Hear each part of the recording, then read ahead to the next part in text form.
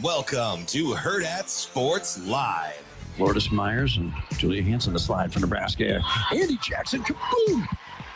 Not sure Brazil or Italy can stop that. Top by Bojan, right elbow, pushes it at the basket. It goes in. Off the assist from Kennedy Williams to end the half. Here's Hoiberg driving the ball. John pass, left corner, Frager three. Got it! Bang! Harangue! Braden Frager off the assist from Samo. Lindenmeyer, the motion man, settles in the trips right. Hunter wide left. Snap. Lateef back to pass. Loads a screen left. Acres of space. Johnson 45 to midfield. Blockers out in front. 45-40. Left sideline to the 30. Breaks a tackle. Tiptoes the boundary. 20, 15, 10, 5. Touchdown! Huskers! Oh, that was incredible! Really good to see guys stepping up late in the season, developing, not trying to take the easy way out. And that was a great team win. And anytime, obviously our O-line, is mentally to bear the brunt of some things, to go out there with, how much time the clock ball left, like 6, 7, 8, 9 minutes, whatever it was at the end, 5 minutes. Let's go to run the clock down and take a knee on someone else's field is really hard to do in the Big Ten. So, and it was outstanding. I was really proud. So I'll answer your questions.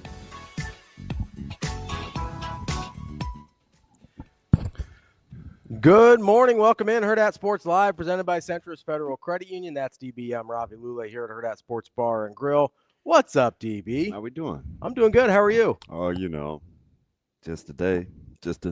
I'm just glad you made it back from LA. Oh yeah, that was So I opened the garage, my garage, it's 6:01, like right on the dot. Mm-hmm. The hardest part about it, though, was the temp change getting off the plane. Oh, yeah. From Lincoln to on the plane in Los Angeles. But it got relatively cool Saturday night in Los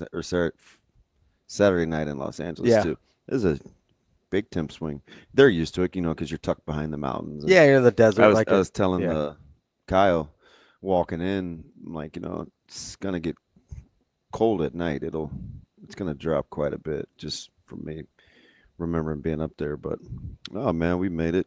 I had to be at Channel 7 at 9:30, so that was. And we zoomed at 1. And as you can imagine, the Zoom was incredibly long. So did you sleep at all between getting home and Channel 7? Yeah, about an hour 40 maybe. Oh, look at you. Yeah, I know. It's tough, though. Getting little power naps in. It's good. It probably hit me today. Well, hopefully not till after 10. Yeah.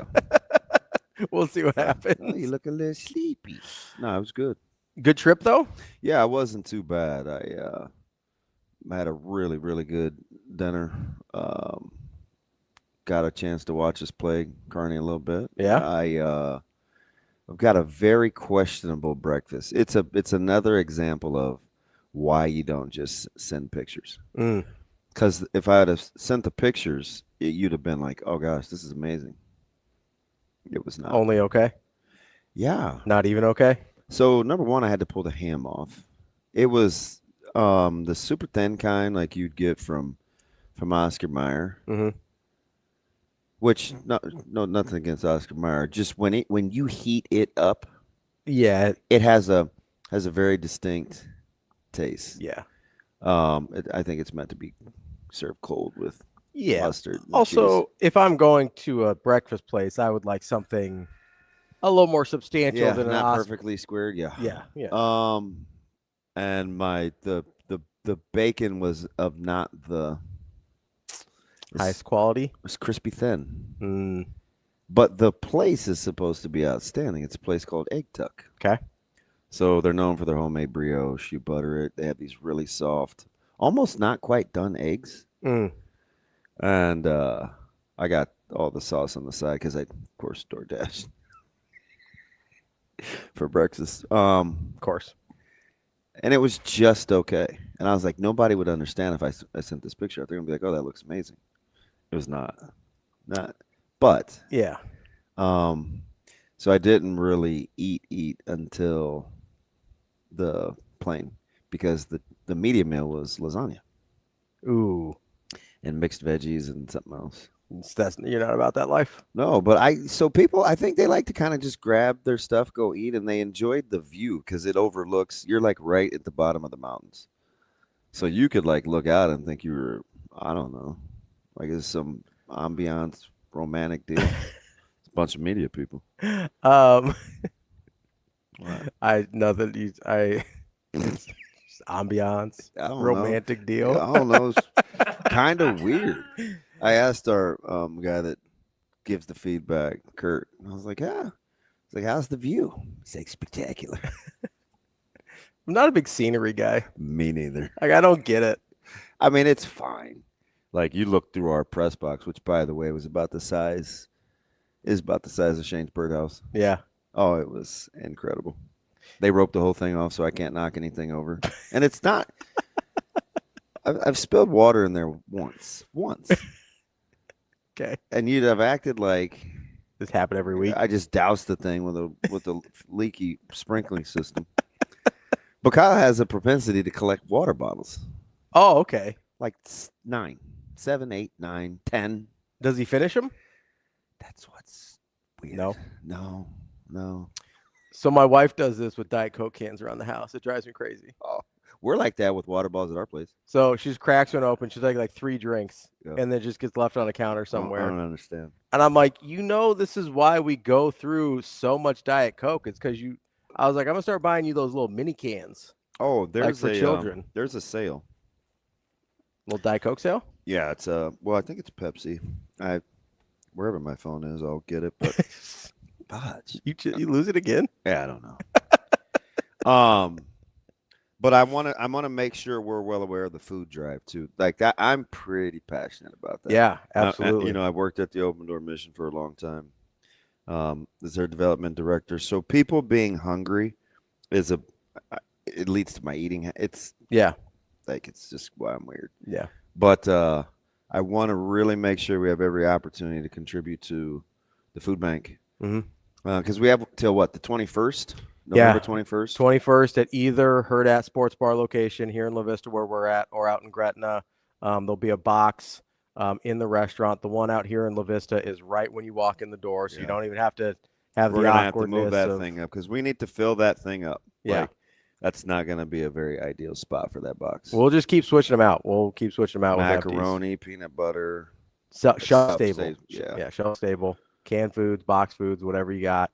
Really appreciate anybody who comes out and helps us out there. Because what's happening is people are starting to take things that don't belong to them. Yeah, which is also not great. But that's not great. Neither is going hungry. So let's. And some of these restaurants have been amazing. Oh, these yeah. places downtown. And we're partnering with La Casa on this. I think it's Noli's has given away like 20 grand worth of food in the last couple of weeks. I am going to take a picture of that. Muchachos down in Lincoln is doing some good work as well, giving some food away, starting a little pantry on their own as well. So make sure you get out here, or listen, would love it if you donated here. Donate wherever you can find a place to donate. That's the important part. This doesn't have to be a Hurrdat thing exclusively, but we are here if this is a convenient place for you to drop off food. Food. Yeah, just help people eat, baby. Devout DB. Oh, is that what you're? Oh. Sometimes it's deranged. Sometimes I got rambunctious this morning. Rambunctious? You a little squirrely? I don't think so. Not today. Yeah. Not like last week. Did you feel hot takey weekend? There was yeah. What did he say that to? He was very chilled. He seemed like he was in a good mood. He's very chilled. Wasn't too, my clock was all screwed up. So I'm on the elevator at probably, I don't know, it's not 6:10 yet. It's probably 6:05 Los Angeles time, Saturday morning. And who do I see bebopping on the elevator? Just Coach Rule. Absolutely. Where are you going? None of your business. Don't worry about it. Good morning. Hey, good morning to you. Good to see you, bud. The only thing I really wanted to ask, because I was on 11. I don't know how many floors there are. I'm like, how are you coming down? Maybe there's like a little private section. It's like an executive suite, Yeah, I was this close to asking for a sweatshirt. Just do it. Next time I am. He's told me no twice. I wanted that black long sleeve tee with the Herbie. Spinning the ball. Yeah. Dude, that thing was so fire. You know which one I like a lot that he's worn a couple times? It's the black on black that just says the standard. Yeah. That was pretty sick. Yeah. So that's kind of, you could just tell that was what they were about. Yeah. That, they seemed dialed. And Monday, it was cool to see because you never know. Mm-hmm. Right? And I was like, oh, shoot. Am I going to eat this crow? Cold, warm? He said it could go one of two ways. You were either going to double down on the process or you were going to be unsure, kind of unsteady because you're coming off a loss, but some people had told you you'd played pretty well. You know, they had some key injuries. And it's the only time I think anybody has ever heard me say, I think, on air, on a Monday. Oh, they're going to win this game. I said hammer Nebraska. Yeah. It's the only time I've ever said that. Yeah, especially that early. So it's like, I don't know. I appreciated the approach, and it kind of fit right. It was a Dylan Rogers kind of game. It was he had a great game, I thought. He plays ridiculously hard, which sometimes that's just what you need, right? Like sometimes you just need a guy that's just gonna have his hair on fire and just go. Yeah, I thought Keanu Davis had a great game. Wait, you said that too fast. Keanu Davis. Oh God, I thought he had a phenomenal. That's the best game he's had as a Husker. So early on, I felt like it was kind of going unnoticed because it wasn't real havocy. It was just like real splashy, active. Yeah. I like the KC. I'm like, well, he's having himself a night. Yeah. And then all of a sudden, like later on in the game, KC looked up the stats and he's got 6 tackles already. It started getting splashy later. Okay. He started making some of the batted balls. He had a couple of those. Like he was getting in people's faces. He looked really good. Yeah, he's pretty good. And they had a couple breakdowns and it's so hard. I felt bad for Minari. You hit the right pressure, and you just got to understand. Like when you have a guy that can get out, you have to go almost vertical. You can't bend in at all. You can't do it at a 45. Yeah, unless he's even. Yeah. If he's leaving, then you can cross face. And when I mean even, I mean within your sight line. That means if I'm heading towards this door, until I can see him where Shane is, like directly do your 90. No, you got to keep getting vertical. Yep, got to stay disciplined. Because that's how you box him in, right? Yeah, like then you can cross face. So there were just a couple of those. It only takes like 3 or 4. Yeah, and then it was like shoot out the back gate, but. We walked the field. I wanted to go see the grass before I did the hit with Jess. So of course I can't bend to walking with me. And the first time, I'm just going to say. What'd Ben say? It was what he did. Uh-oh. He did 2 things. I love Ben. This is so you. Okay. So the media room wasn't by the press box. Okay. So Ben got there first. He goes with the team. Jared, that's kind of what he does. He likes to be there early. So Jess, Kyle, and I take an Uber. Okay. So he dropped us off in South Los Angeles. And so as we're walking, basically South Los Angeles, I'm like, is this as close as you can get? So anyway, we're walking. Is that a place you want to be? Bro, it was a jaunt. I mean, I'm like, what are we doing? So we get off the elevator, and Ben just happens to be getting on. He's like, oh, hey, guys. And he's telling the story of where the media press is compared to where our press box is. So I didn't pay it much mind. We were getting ready to start the pregame, so it's probably 1:43. And I go, hey, there's a lot of directions where the media press box is. Do you want to walk with me down? He goes, no. No, I don't. And I go, wait, that's it? He goes, yeah. Nah, I'm good. And I go, well, I only have like 13 minutes till the show starts. Will I make it? And he goes, maybe. Better hurry. Maybe. Okay, so I got over that. But then I was super hungry. Yeah. And I was like, I have to have some protein. Like we're I said, they've got these chicken things down there, but you have to go like out to public concessions. Mm-hmm. So I said, will you walk with me? Oh, no, not the public. He's like, yeah, let's go. So I felt nice that he walked with me. So I was going to eat the hot dog out of the bun, and there were like some tenders, but I didn't want the waffle fries. So I asked the lady, I was like, hey, do you have to get the waffle fries? She's like, yeah, it's part of the deal. Don't reach your hand in there. It's hot. I'll get these for you. Okay. So now keep in mind, Ben's standing next to me. We're at the thing. I'm getting ready to beat my deal. Mm-hmm. The lady goes, and I know what I want, so I'm not thinking condiments. So she goes, ranch or barbecue sauce? And I go, oh, no, thanks, I'm good. Ben goes, we'll take ranch. So I side-eyed the lady, and she looked like, ooh, that's fine. So then the second lady, there were two of them, and this is real time. Yeah. And the second lady goes, do you want a receipt? I said, oh, sure. She goes, well, it doesn't print. Is it digital? And I said, is it digital? You can send it to email. And she goes, yeah. So she gets ready to hand me the thing. B-Mac goes, let me see it. And the lady is mortified. I don't know if she thinks I'm like 51 IQ, can't do anything. Like, are we a couple? But he just totally took control. Like, we'll take ranch. Let me see it.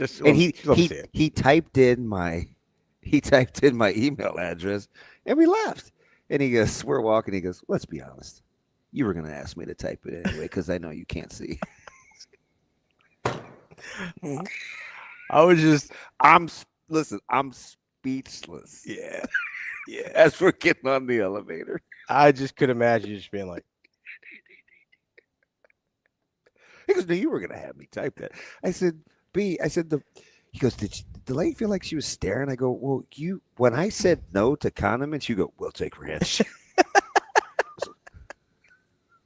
This is very awkward.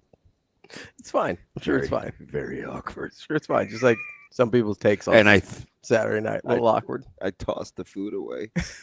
Oh, it was kind of hotty. It was kind of hot. So here's the thing. You asked me if it was hot takey, and it took me a second because but they were the exact narratives I was expecting. There were two things in particular that I was like, that's a hot take, but I knew people were going to say that. Okay. It was one, QB controversy, whatever. That's going to be number one. Number two was our defense sucks. John Butler sucks. Everybody sucks. Yeah. Which is stupid. I don't have another word for it. It's dumb. Like if I said, okay, so I said this in the post game and I think during the game. And I don't think I'm crazy. Have you been waiting on this? A little bit. I didn't. Sorry. That is a fine line. Oh, go ahead. I didn't get to talk to you that much over the weekend. You're on a plane. You're busy. Okay, go. How hard is it to win a game when the only offense you have is unscripted QB scramble? How hard is it to win a game that way? It'd be pretty hard. So if that's the only thing UCLA has, maybe Nebraska feels okay about that. Oh, okay. You know what I mean? Yeah, I got you. Did they do any other thing, anything at all, consistently on offense where they move the ball? No. Not even close, right? Like there was not even another thing that felt threatening. The only thing they had was Nico ad-libs, which you will win that game most of the time. I would agree. It is almost impossible to sustain an entire offense doing just that because you know what they weren't letting him do? Scramble to throw. Scramble to throw will kill you. Scramble to scramble. Although, how did they get 191 through the air? The screen pass was a big one, the 45. I looked at that and I was like, that seems distorted. Yeah, the screen pass was 45 of that.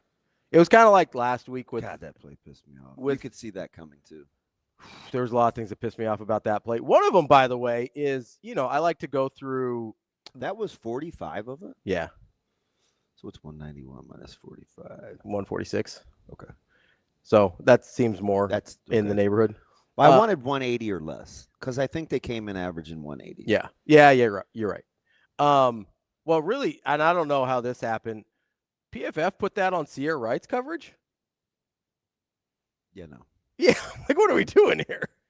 Like, because I like to get into like how many targets did they throw to Sierra Wright and how many, how many receptions They wanted him to get over the top to be the first initial tackler. Because that whole thing was atrocious. I guess I could maybe see that, but he certainly wasn't. That wasn't his man in coverage. No, I know. Yeah, they have that target, reception, yards, and touchdown on Sierra Wright. Yeah, that's really, really, really, really incorrect. That's a poor job. Yeah. Hopefully they fix that because that's bad. Did it pull his grade way down? It had to have. It pulled his grade way down, and it also outside of that he gave up 4 yards on 1 reception, which is accurate to what he's pretty good. Yeah, he is pretty good because I always like to check Sierra because it's like, did anybody throw at him today? Nope. So I went back, and of course, like, do people not know Shafe and I? I don't know. It seems like it because again, that's a guy. Yeah. That I have let almost literally cuss me out on our own show, and I ate it. Right, like Shafe has his moments. We're still boys. Yeah. Well, whatever happens, happens. That got made a much bigger deal than it should have been. Like, I said, "Hey, big boy, I get you the data." Scared. I said, "Oh, I want to leave this open. Are you sure scared is the word you want to use? Because I want to let you, like, you know what I mean? Like, I thought that was odd. I thought the word choice was odd. So I just was like, hey, like, and then it's like, it goes someplace it isn't supposed to. And Shafe and I are kind of laughing. I don't know if he's laughing. He's getting ready to get on a flight to Vegas. He's got picks to make and he's going to go enjoy himself. And I was like, are we supposed to be mad at each other? Because I don't understand. Like, we've been through a lot worse. But the thing about it was, I didn't understand, and it's they're coming off a bye. I just want to put this in perspective. We were coming off a bye. UCLA is coming off a bye. Yeah. Well, apparently the press box gets roped off because I pace and I stand up too much. There are too many cords for my own safety. They don't want me to trip. Jeez. Is that from Ben? Like I'm special. Yeah. DB, this is your area. You can walk around in here if you want. Sleeping bags. Have you actually unplugged something? Because that was if you accidentally unplug something, I could see Benny Mac being mad about that. Have I ever? Maybe year 1. Okay. Maybe. That would be the thing. I don't know. I hate to say no because that leaves me no wiggle room. Yeah. Maybe one. I'll say once. Okay. But he's a one-trick pony. That hurts my feelings. They corral me in so I don't step over cords. I barely move. That's hurtful. It's not entirely true. I see some of those clips that KC puts out. So they actually had one of me sitting. I know. That had to be the only 5 seconds I was sitting. You were sitting for and it was during the Emma Johnson screen. You were sitting for so long. I was like, DB, okay, stand up. This is exciting. Can I say something, though? Yeah, go ahead. So the press box is really small. I hate how they pin me in. It looked really small. So right next to me, right here, is the UCLA guy. Oh, yeah, I could see him. He stands, too. Yeah. So it was awkward because it was one of those deals, and I have accidentally head-butted glass because I didn't know it was open. It was not open. So I'm very sorry. This is Maryland. That's a long time Sorry. ago. So I'm very cognizant. Wait, Maryland this year? Yes. That's like a month ago. Well, this guy was eating Pop-Tart. Never mind. So go ahead. Yeah, I leaned out to follow to see where he was going. I'm like, he's too old to be eating Pop-Tarts. So I leaned out and it was like, and there was like there's like a mark on the glass. Oh, they thought, Kyle was like, you're an idiot. So I felt like I was going to headbutt the guy next to me. Okay. So I was so insecure. I was like crouching because I'm like, oh God, he's just going to look and we're going to lock eyes. You couldn't have that. So I was crouching. Oh, that's so embarrassing. I hate that thing in that they put box. Yes. That's Kyle and Ben's baby. I'm like, man. But anyway, so watching that thing unfold, because do you know what's going through my mind real time? What's that? First of all, I hear Ben mutter. He goes, "Oh God!" Like the minute, like, because he could see it kind of opening up, and it was going to be a foot race to the sideline. So I think he saw it early. I'm watching Nebraska's. I go immediately away from the ball. I look at the 3-by to the bottom of the screen to see them just take all these defenders. Yeah. They didn't even have to block them. And then these two big uglies just sprinting down the sideline. Freaking Spindler and Evans. Evans couldn't get enough. He got like 4 guys. He just could. And then he like turned around. There was one more, and he's like, bam. I'm telling you, he's a menace. So, like, I was kind of watching it unfold patiently because it was a beautiful call. Like, I love the Shane. Do you have Kyle's call? He nailed it like sequence by sequence. So I'm actually just listening. Yeah. I would say you really didn't say anything. I'm listening to him. Yeah. I'm not even watching. Shane, do you have it? The 56-yarder? Yeah. Husker 44, tied at 7, 11-15 until half. Lindenmeyer, the motion man, settles in the trips right. Hunter wide left. Snap. Lateef back to pass. Loads a screen left. Acres of space. Johnson 45 to midfield. Blockers out in front. 45-40. Left sideline to the 30. Breaks a tackle. Tiptoes the boundary. 20, 15, 10, 5. Touchdown, Huskers. Oh, that was incredible. That's a gem. Yeah. So I was actually listening. Yeah. I didn't think it was going to make because you never know. They get to clip what they want. They don't ask me. Well, yeah, they have running the whole time, right? I think they must. Otherwise, they wouldn't. You think I would know? I have no. Well, I think because it's a GoPro. Is that what they use? Yeah. Yeah. So usually they just leave that running the whole time. And so then they go you find actually that actually caught me, just because I think I was pretty calm. Yeah, you were. You were just kind of sitting there. You're just kind of like. But I'm a big 45, 40, 35, 30. Oh, yeah. Tightrope. That fits my ear. Yeah. So I'm listening to him real time, and all I could think of was like, oh, I'm a little mesmerized.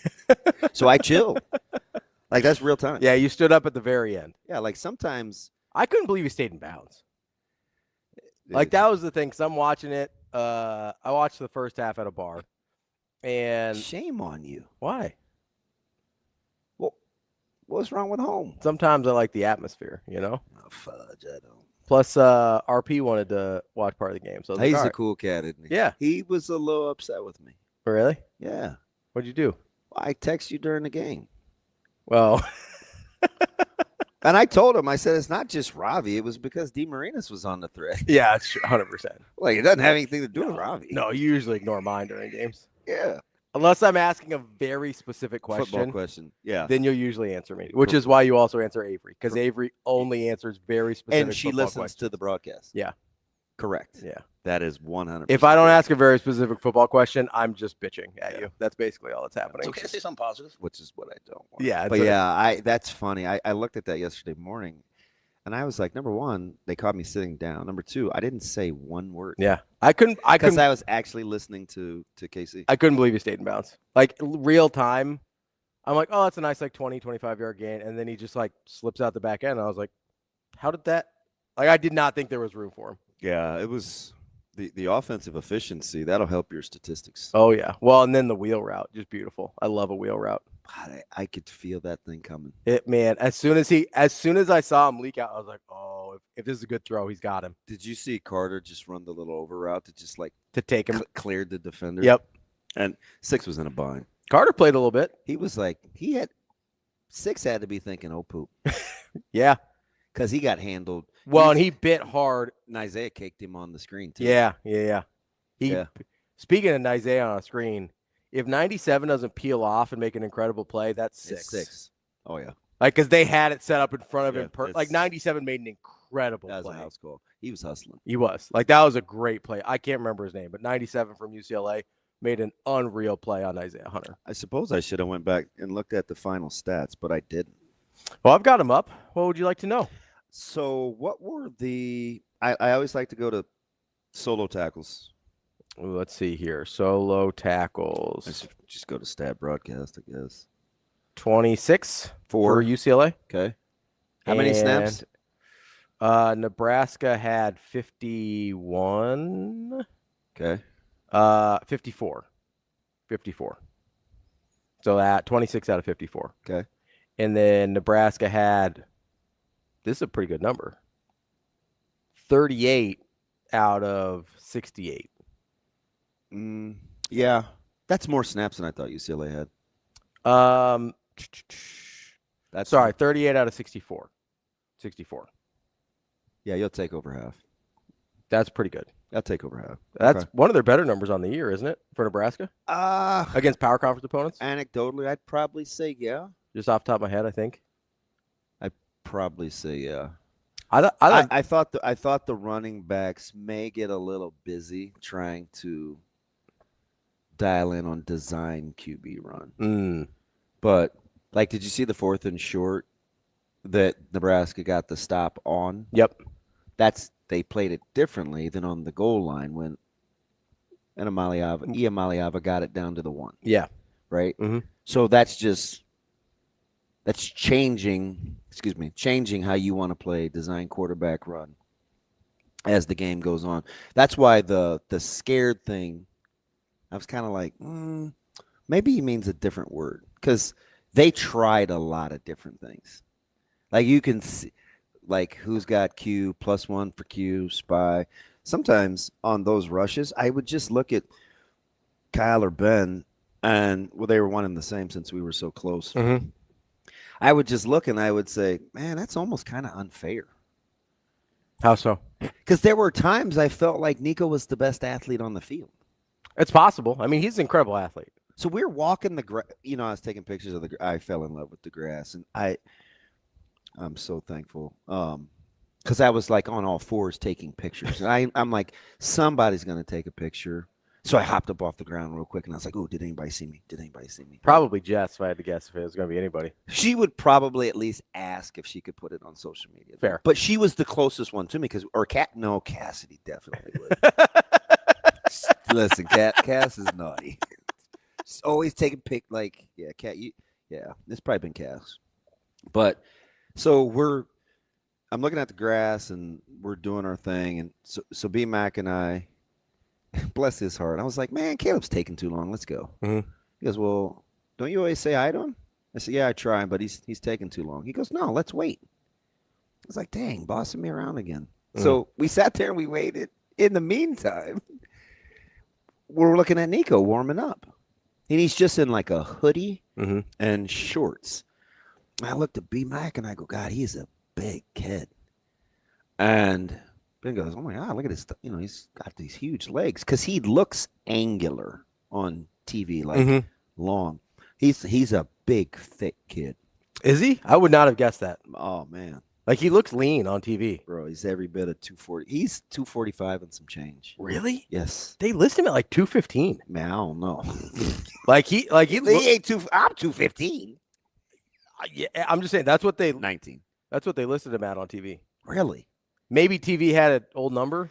I don't know. But I mean, you see him run? Does he run like a 215-pounder? He runs like the best athlete on the field. So anyway, even I didn't realize he was that slippery. Like, I knew he was a good athlete, but like, he's elusive. Yeah, well, remember coming out, like, he's pretty good. Yeah, for sure. He was gonna be Tennessee's savior. Yeah. But and I said, even in warm-ups on air with guys in sweats, he's not very accurate. So you could see where that would probably absolutely be the issue. They had him throw some hard balls too, man. I'm like, I don't know. See, not really playing his strengths right there. This was, I mean, not to go all the way back to the summer, this was kind of my argument with the Tennessee thing being a really bad move on his part. Tennessee made his life pretty easy. Oh, with how they play? Yeah. Like, Tennessee really protected him a little bit. And I don't think UCLA 215, huh, Cole? That's crazy. I mean, he, regardless of the weight, he was a stronger runner than I thought he was. Like, physically stronger. Ask Ben. And way more elusive. Like, getting out. Like, I knew if you left him lanes, he could beat you, right? Like, if you left, hey, they got too wide on their rush lanes, there's something like I knew he could do that, and I knew he was fast. I didn't realize like this is like blasphemy. The only thing it reminded me of is the first time, like, and I know he's not this level, right? So hear me out here. It's gonna sound like hyperbole, but you killed the vibe. Well, because I don't want people to think I'm saying he's this guy. You're crazy. But it reminded me, there was like a handful of plays where I'm like, oh, they've got him. And it reminded me of watching Michael Vick against Florida State in the national championship, where he's just like surrounded and then somehow poof, he's on the other side of the pile. I'm like, what happened? Poof? Just poof. Like the Magic Dragon, just out of there. Or is that Puff? That's my bad. Like that, like, it was, I don't know. That's the only, like, that was the instant. There's like 3 plays in particular where there was one where I think Winery had him dead to rights. There was one I think Van Poppel had him dead to rights, and there was one RVP quietly. I felt had a good game. Played his tail off. I mean, low key, I thought that was the best game the defensive line has had all year. RVP starting to cook all year. Best defensive line game they've had. I think. I don't think that's. I don't think that's a limb. Newsflash. Yeah. Our opponent on Friday had a lot of my post game attention. Fair enough. Dude, I bet I've racked up. I don't even want to look at my huddle hours. Couple of them? We'll be ready. 1 or 2? Like, see where we're at. Listen. We just wanted a chance. From your lips to God's ears. I thought that was by far the best defensive line game we've got this year. Yeah, I'm gonna really spend some time when I go home. Van Poppel was disruptive. And I think I have an affinity for him anyway. As like a person. Sure, yeah. But the conversation we had a couple of weeks ago about the intricacies of playing D-line and what it takes and stuff, like those are the things I start to pay attention to, because when players get that, then you understand why the concepts are what they are. What's the difference between like, hey, this guy can just go in on obvious pass rush downs versus hey, he can play all 3 downs. He can do whatever we ask him to. He can play these different concepts, right? Like, there's a reason, and I know there's all other thing with this particular player, but there's a reason James Williams was used in the role he was used last year. And there's a reason a lot of us thought Williams Winery would be used in a similar role this year, but he's not, right? He's a full-time player because he's figured some of those things out. Now, there's still some growth, right? Talked about, hey, maybe we don't bend in on some of those, but for the most part, Williams Winery exceeded a lot of our expectations in year 1 because he's been able to figure out some of those intricacies on D-line play. Like I thought, and even a guy that has had some tough goes, like I thought Judy played pretty well too. Yeah, I have. So like full disclosure, I have to get over some. I have a hard time being objective with him. Okay. Do you know what I mean? Yeah. Because I think I know what it is. So I have to be patient to pull back and not want to be right. So I have to go back and watch. Yeah. And I could be wrong. He made a couple plays that I noticed. He may not have had a great overall I game. just don't want to, you know what I mean? Yeah. Like there on Winery's sack. Winery's sack happened because of Elijah Judy. Yeah. Like Winery was getting upfield. Nico was going to be able to escape forward, but Judy collapsed that part of the pocket, pushed him right back into Winery. Yeah. Like really, really good job of like doing your job, staying in your lane, making a play so somebody else could make a play. There was a few of those that maybe is skewing my perception of how well he played, but he at least had some spots where I thought he played really well, which is, like I said, I thought best defensive line game. You could make the argument best trenches game in general for Nebraska on both sides. Like I thought the offensive line cooked. Yeah, guards, and I have to go back because I'm just watching. So I went in with 3 things. This isn't revisionist history. This is from Monday. This is the sit down with Avery, which turned out to be super accurate. Yeah, pretty dead on. And so I think there's 3 things. When you have, and I thought they may. The design quarterback runs were a little high for me because I didn't think he was just going to run wild because that's not – he's a better thrower than he is a runner. T.J.? So, Yeah. So good runner, but yes. But he's adept, right? Yeah. And Plus, you watch him at how he played. Mm-hmm. The efficiency surprised me. The talent didn't. For sure.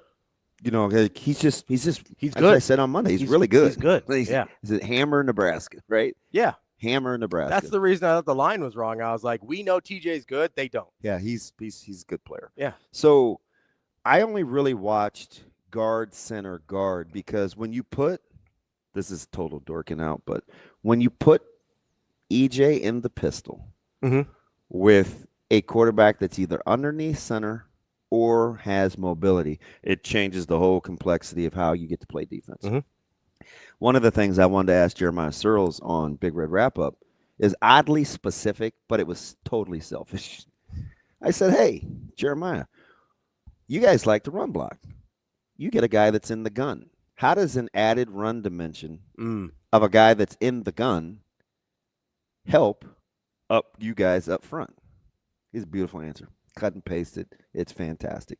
He's talking about getting the duo and buying time and freezing linebackers. It's very subtle. So immediately after I get confirmation, I'm like, oh, you know what's going to be wide the freak open? Intermediate passing game. Because if anything happens where you get linebackers that have already kind of struggled on the second level, because remember on Monday I said, well, that's kind of the game within a game. I think Nebraska can get their guys out in space on their backers, and I think Lindenmeyer and or Barney can make hay in the intermediate passing game. Now, Holgerson did a fantastic little concept where he got key on a little shallow. That it seemed like nobody was. It was like middle of the field open, totally by design. Yeah, like it was pretty to watch. I leaned back. I looked at Benny Mac. Benny Mac looked at me. We kind of low key dapped. No, because Kyle's really the only one up there working. So, and Jess down below. I'm just a spectator. So we're like dapping because in the pregame we talked about you probably need a board, but what happens when you give the dimension of at least honoring all 11 guys. Yeah. So when Lateef kept it on the first play, I was like, oh, he's here to play. Yep. Because he could have easily given it. Yeah. Also, I thought it was just there was a part of me, and I don't know. I got the two, but I was yapping. I felt like there was a part of me that was like, I think maybe Dana told him to keep it. Yeah, I don't know. Where he's just like, hey, I want him to see this early. I have no idea. Because he only ran it 5 times. I know. That number was lower than I thought. Me too. I thought we were going to be in like the 8 to 10 range. Yeah. And after that first one. But you know what's funny? What's that? They didn't get a ton of snaps. No, they didn't. 50. What did I say? 54? They did not get very many snaps. 54 plays they ran. I thought we were going to be in the 8 to 10 range. But after that first one, he only went 4 for 17. And I think. So the low-hanging fruit is. No, it's not even low-hanging because I don't want to disparage. We'll boil this down to, hey, because we got a running quarterback, this is what I really think it is. I intimated it on Monday. I said it verbatim to Avery, and B-Mac and I talked about it, or KC.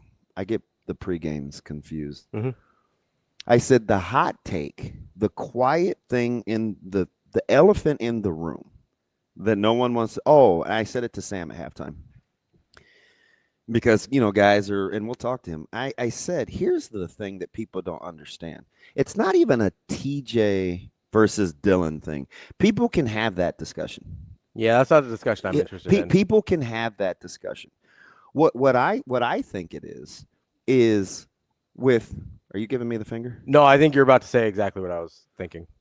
What I think the discussion is there's no pressure or subconscious thoughts about playing to somebody's strengths versus just getting to call the game. So I described it as free to be me, right? Coaches they want to be free to be them. Like you want to be a guy or gal that can just coach and not have to worry about what that particular player is bringing to the table. Now, the reality is that's virtually impossible, Yeah. right? You have to factor in skill sets. Mhm. But the closer you are to freeing to be me, the better you're going to be as a coach. Yeah. Does that make sense? Absolutely. So I think without any preconceived notions, you don't have to verify, substantiate, defend quarterback play because of rankings or whatever, the perception or the pressure or the narrative or anything that surrounds being the number one quarterback. Like all bets were off. So it's just like, okay, I like this, and this. I can call it like this, and this. There's zero pressure. Yes. And people that can't handle that statement will say, well, that's why you're paid and you can't do that. The reality is that's not whether coaches, there's this thing that happens behind closed doors when you're calling plays or you're repping guys or even in the offensive line where you do things to protect and accentuate. You just do. You can get into the protection thing. I have to protect them, or I can accentuate. You want to be closer to the latter. The accentuate. Yeah.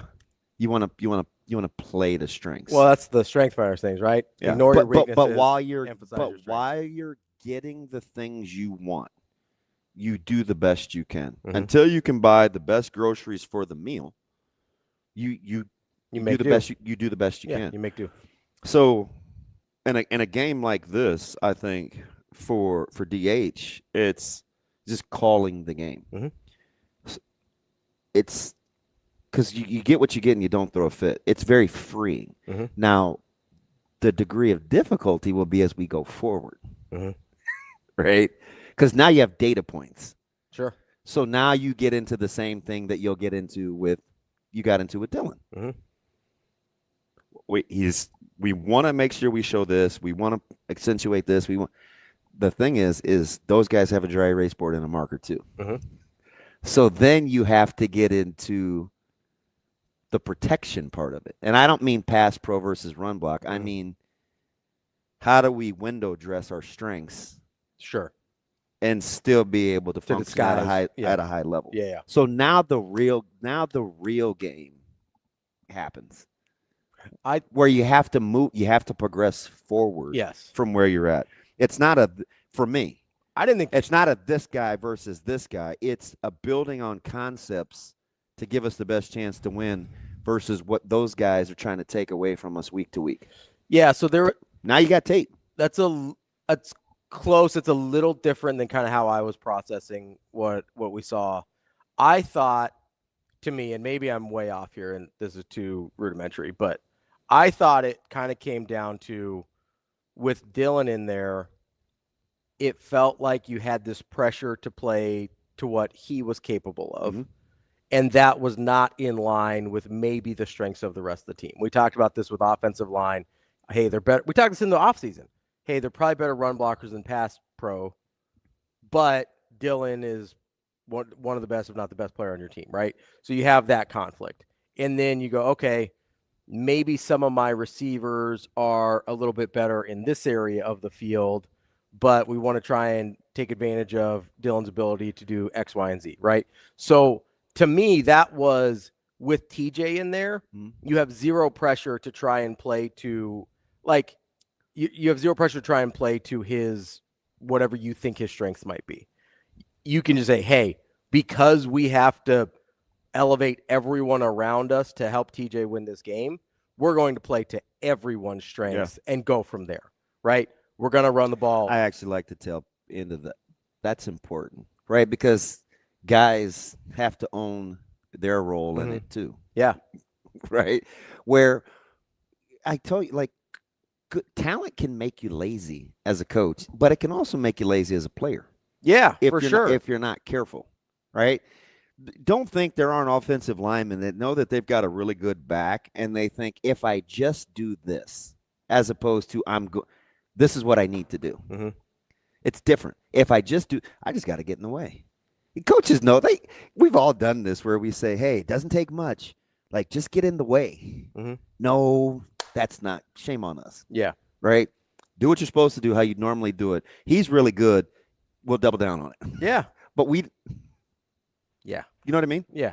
So I think that's like that's going to be the next phase. And not only can talent, I think, make you lazy as a play caller, I think it can make you overthink things as a play caller. Because there's zero doubt in my mind, and this is why, like, I think the next 2 games are going to be really interesting for TJ. Because there's no doubt in my mind that if you give Dylan this game plan, he can execute it. Yeah, I don't at know. a super high level. Yeah. I think. Yeah, like so I don't.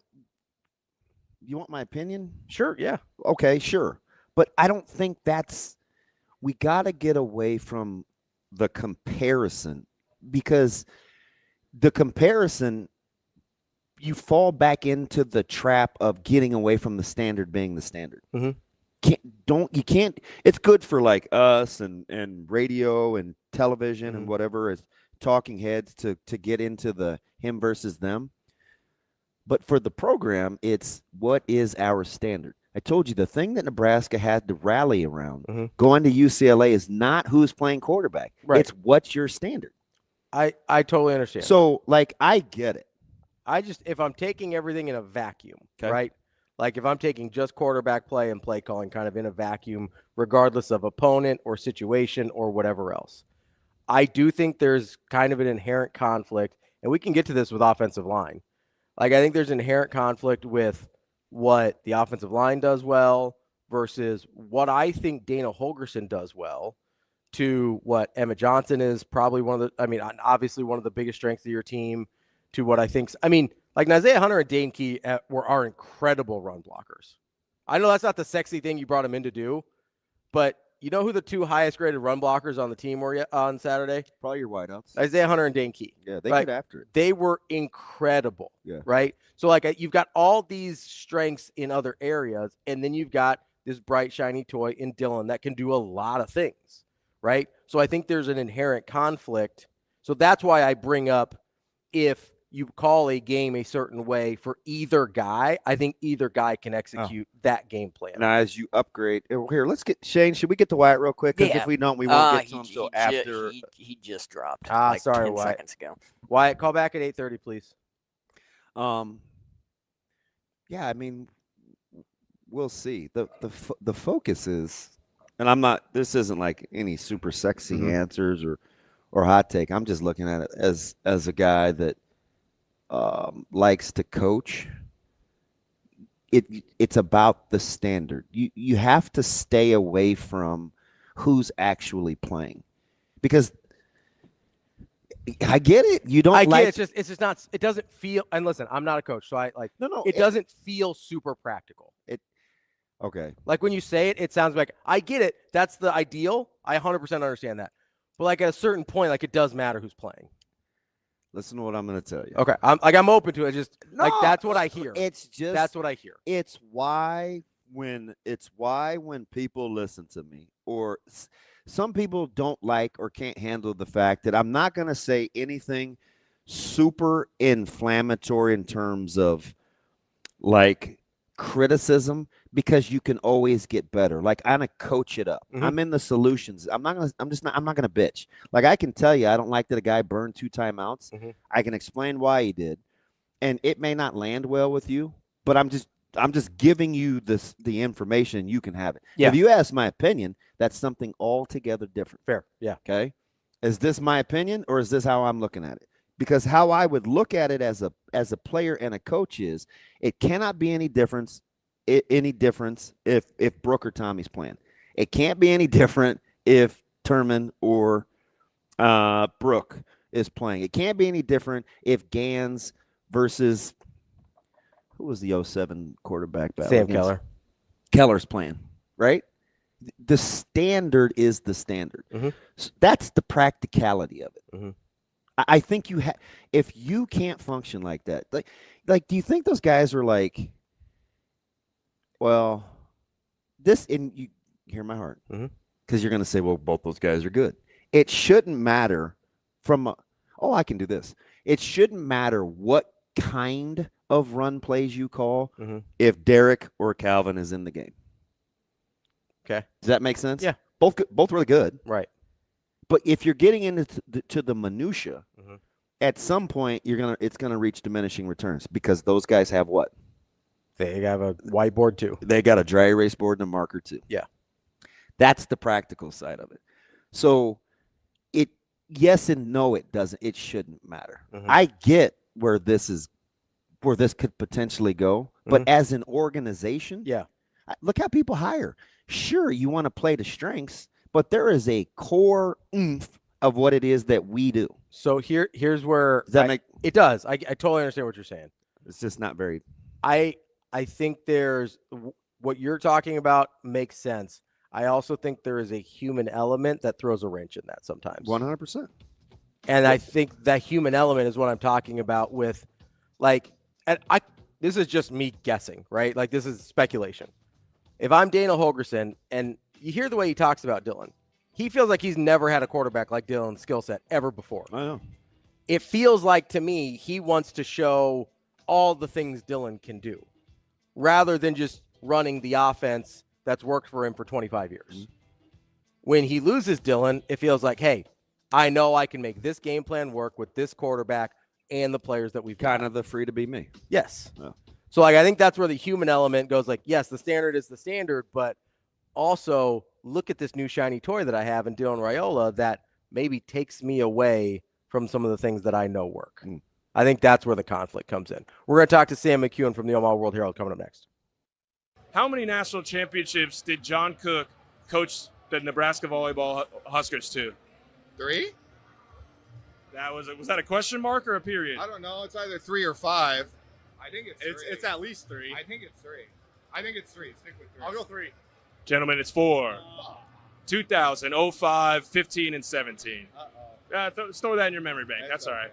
How many national championships did John Cook coach the Huskers to?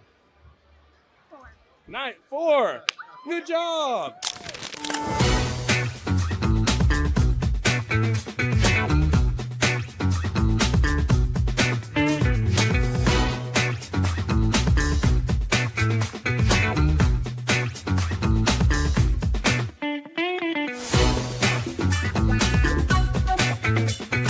Yeah, I kind of knew coming to the game that it was going to be a passing game for me. I didn't expect to score this much. I kind of thought, like with how much they get up to the ball, that I was going to like throw some back cuts, throw it to the guys that shoot threes. Like I knew I was going to have a good passing game.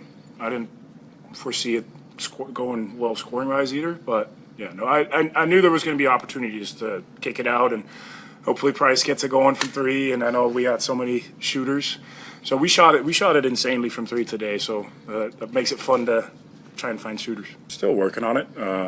I'd say today was a little bit easier with them just playing so high up to find back cutters a little easier. But still, like, I had 9 assists, and I started forcing a little too much. I had a couple turnovers that coach got pretty mad. So, yeah, it's the timing's gotten better. But, yeah, keep getting better throughout the year.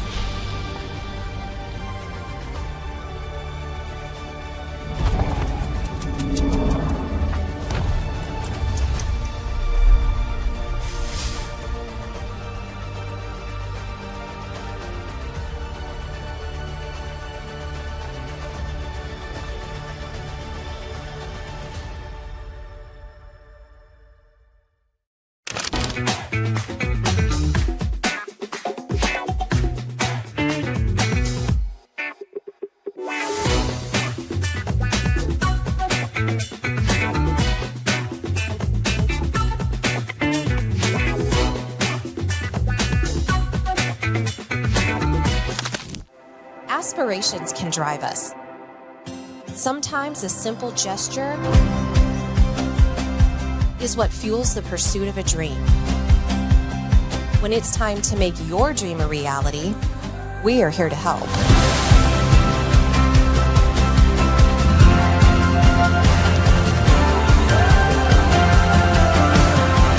Centris Federal Credit Union.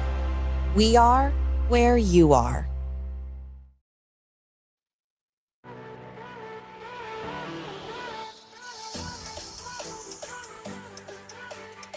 Welcome to Hurrdat Sports Live. I think again, I think it does speak to his maturity, and I think it was the guy. Like as we were coming out of the locker room, we haven't scored a lot of touchdowns coming out of the break. I don't know, you guys would know better than me when last time. Maybe we've done that before. We had a kickoff return, but coming out on offense and driving the field, and man, like I walked out with those guys, and Isaiah and Jacory were screaming like, "We get to play offense. We get another drive." They were just excited to play, and so. Even the starting the game off of that 3rd and 1 where he pulls the ball, Jacory makes an amazing catch. I think everyone was kind of ready to do their part. Our whole message this week was to be great teammates and not saying you care for somebody. Everyone can say they care for someone, but doing a little extra. And I thought the guys all did a little extra, and that allowed T.J. just to go out there and play. Welcome back, Hurrdat Sports Live, presented by Centris Federal Credit Union. That's DBM Ravi Lulla here at Hurrdat Sports Bar and Grill. We are joined now by Sam McKewon from the Omaha World Herald. Sam, how are we doing this morning? Good, man. How are you? We are doing, I think, pretty good. I think DB still hasn't slept since he got back from Pasadena, but we're hanging in there. That's good. I'm glad to hear it. Sam, how's the weather? It's gorgeous. Okay. I just make Love it. It's this the way clear. I like it. I saw 60s coming up, and it's like, man, really? I kind of like this. You're not gonna hear me complain too much about the weather. I kind of like all kinds of weather. I'm never in a bad spot when it comes to the weather, if that makes any sense. I do appreciate all 4 seasons.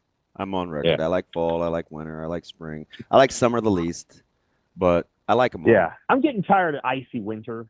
So if I'm not a big fan of shoveling 8 inches of snow. I don't mind a dust off, and I don't like ice because once you get teenagers, then what you're thinking about is them driving on it, and so ice is probably the one thing I don't like, and really would rather just disappear.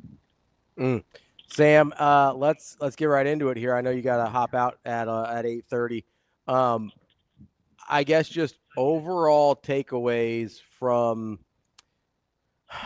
I want to start with the trenches. Okay. Either side of the line. What were your overall takeaways of how Nebraska played in the trenches? I thought Nebraska's offensive line played one of its best games of the year. It doesn't surprise me that they did, given who they were playing. And the fact that UCLA is not very good defensively, I think, so that I wasn't shocked by that. But I thought they played, relatively well. And on the defensive side of the ball, I thought they battled really hard and did a nice job of stopping UCLA's running back run game. I thought they did a pretty good job of that. And, they did what they could against the quarterback. He had a very good game and was very mobile and very dangerous. And he's a good player. I mean, I came away more impressed by him than I was going into the game. I thought he played, quite well. And maybe one of his best games of the year, maybe his best game of the year. So I thought Nebraska's defensive line played well. Keona Davis had his best game. He's really coming along, and I thought some of the other guys fought real hard too. So let me ask you something here, Sam, because we always do this thing, and sometimes I think it's just naturally or inherent. Why do you think we differ on if we lose to Maryland or Michigan State or somebody that we're not supposed to, it gets viewed one way, but if we win and it's against a team that's viewed in a similar light when we haven't before in the past, it gets viewed another. Why? Is there a lack of consistency in your opinion? Because it feels like that as to me. No, I mean, I think every road win in the Big Ten is a huge deal. And so there's not really many road games where I would say in the Big Ten where it'd be like, there was, I mean, Purdue last year was probably the one that I thought of where I was like, yeah, that team's not very good. But, you know, I think UCLA and anytime you went on the road, whether it's at UCLA or Maryland, you can see the way that the players react to it. They know what they did was a big deal. And so it's never a small deal when you go do those things. And every win in the Big Ten is a big deal.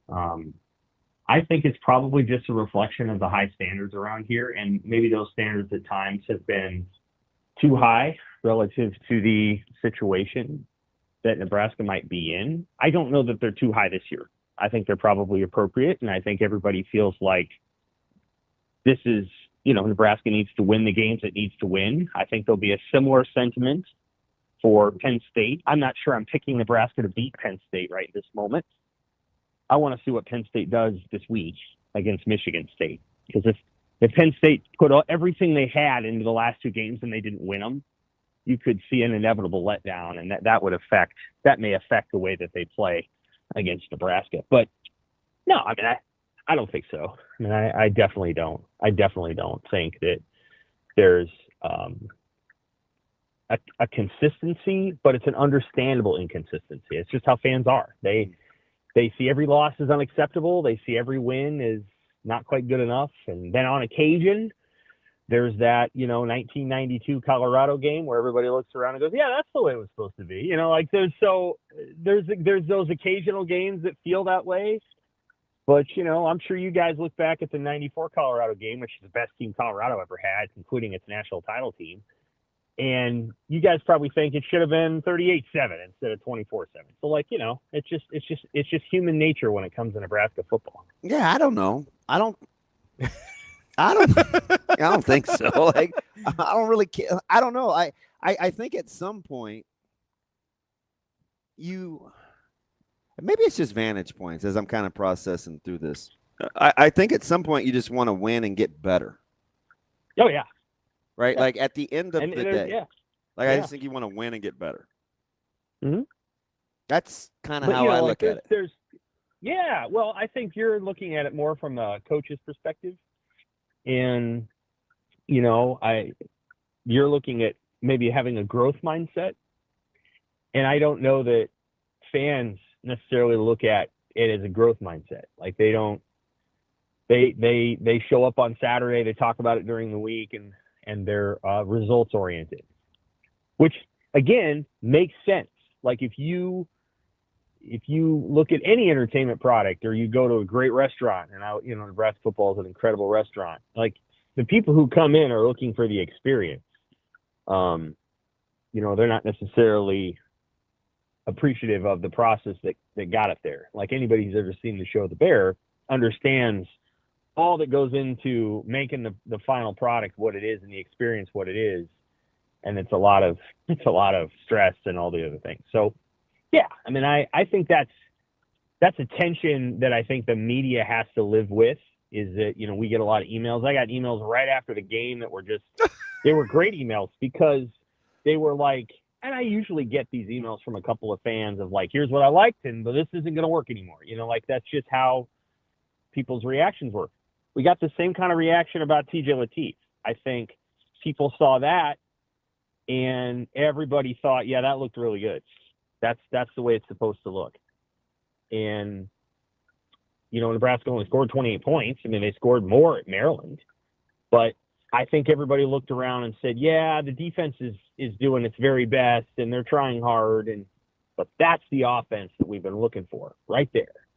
And that was a very cool thing to have happen in the middle of November with a true freshman quarterback. Now, I don't know that he's going to duplicate it, because the two teams they're playing coming up are way better defensively than UCLA. But the feeling around Lateef's play, not only from fans, but his teammates, the way they reacted, that was something close to like joy.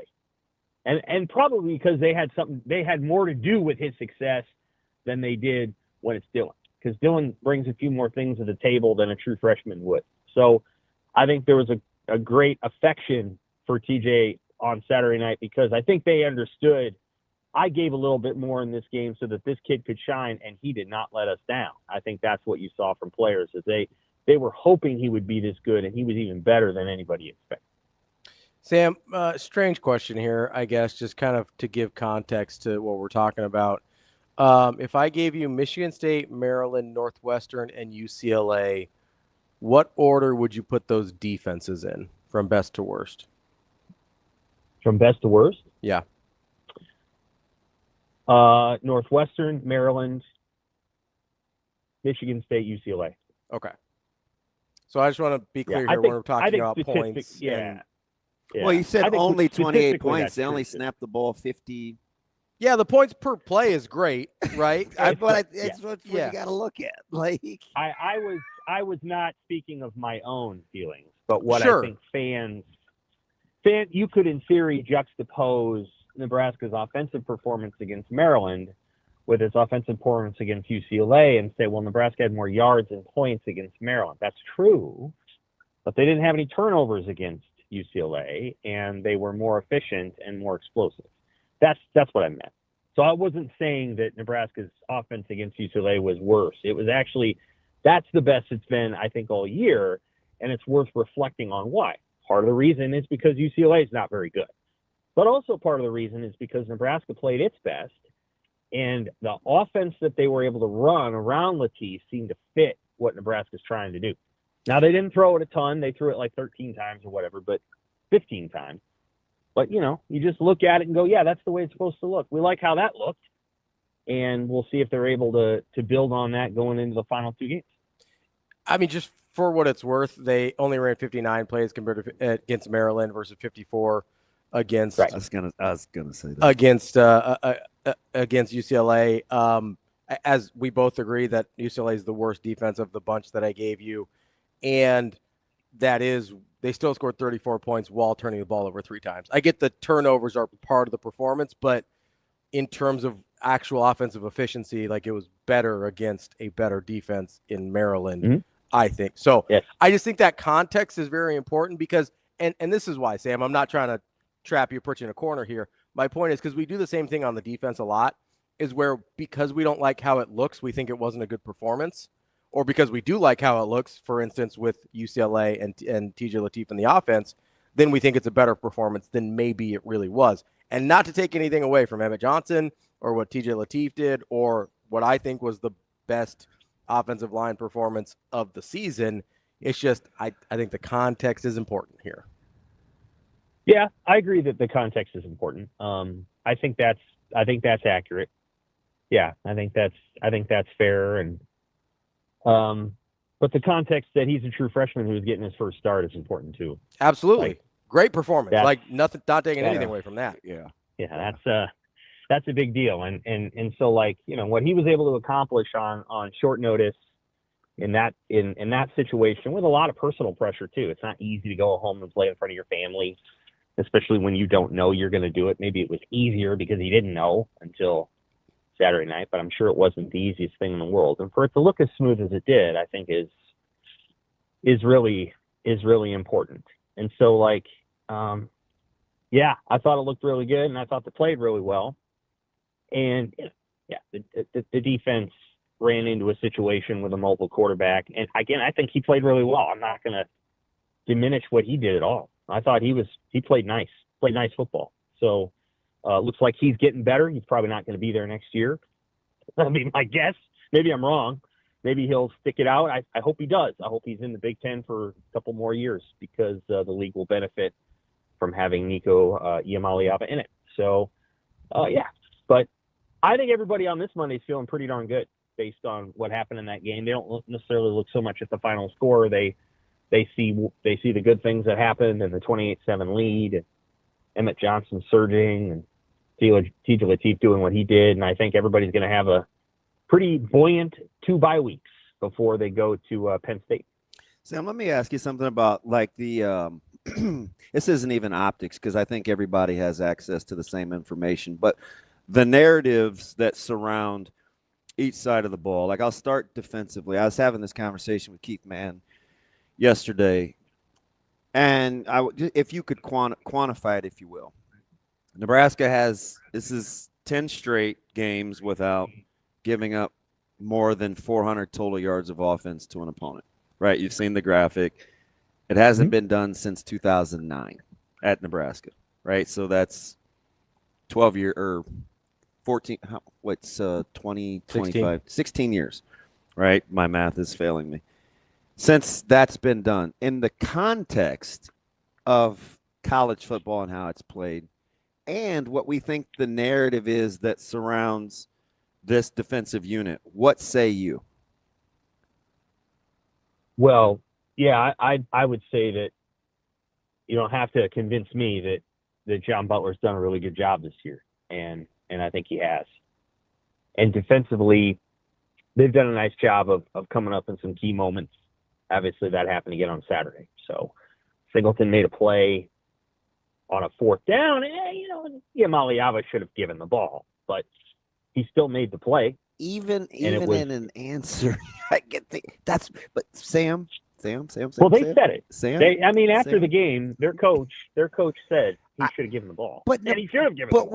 We don't do that with Nebraska. It's only when it's the opponent and we want to discount. We don't say, well, he should have caught. You know what I mean? We get mad when Nebraska. We get mad when we do it at Nebraska. I can't speak for anybody else. I can definitely speak for me, and I do it with both sides. Okay. So I try to be as objective as possible. Still my dude. Which is why I'm able to say I don't put a lot. Nebraska's pass rush actually played pretty well. Nico Iamaleava made plays. I can say that. He did it. Mm-hmm. It wasn't some flaw in the way Nebraska did X, Y, and Z. I would put him in an Adrian Martinez level scrambler. And Adrian was a great scrambler. You couldn't figure out when he was coming at you how fast he was coming at you, and he could move. He could change direction. And so Iamaleava's like that. I was surprised that he's such a heavy runner. Yeah, well, so was Adrian, right? Adrian was too. Yeah. But it's thick, though. I think there's got to be an intimidation factor, although no one's going to admit it.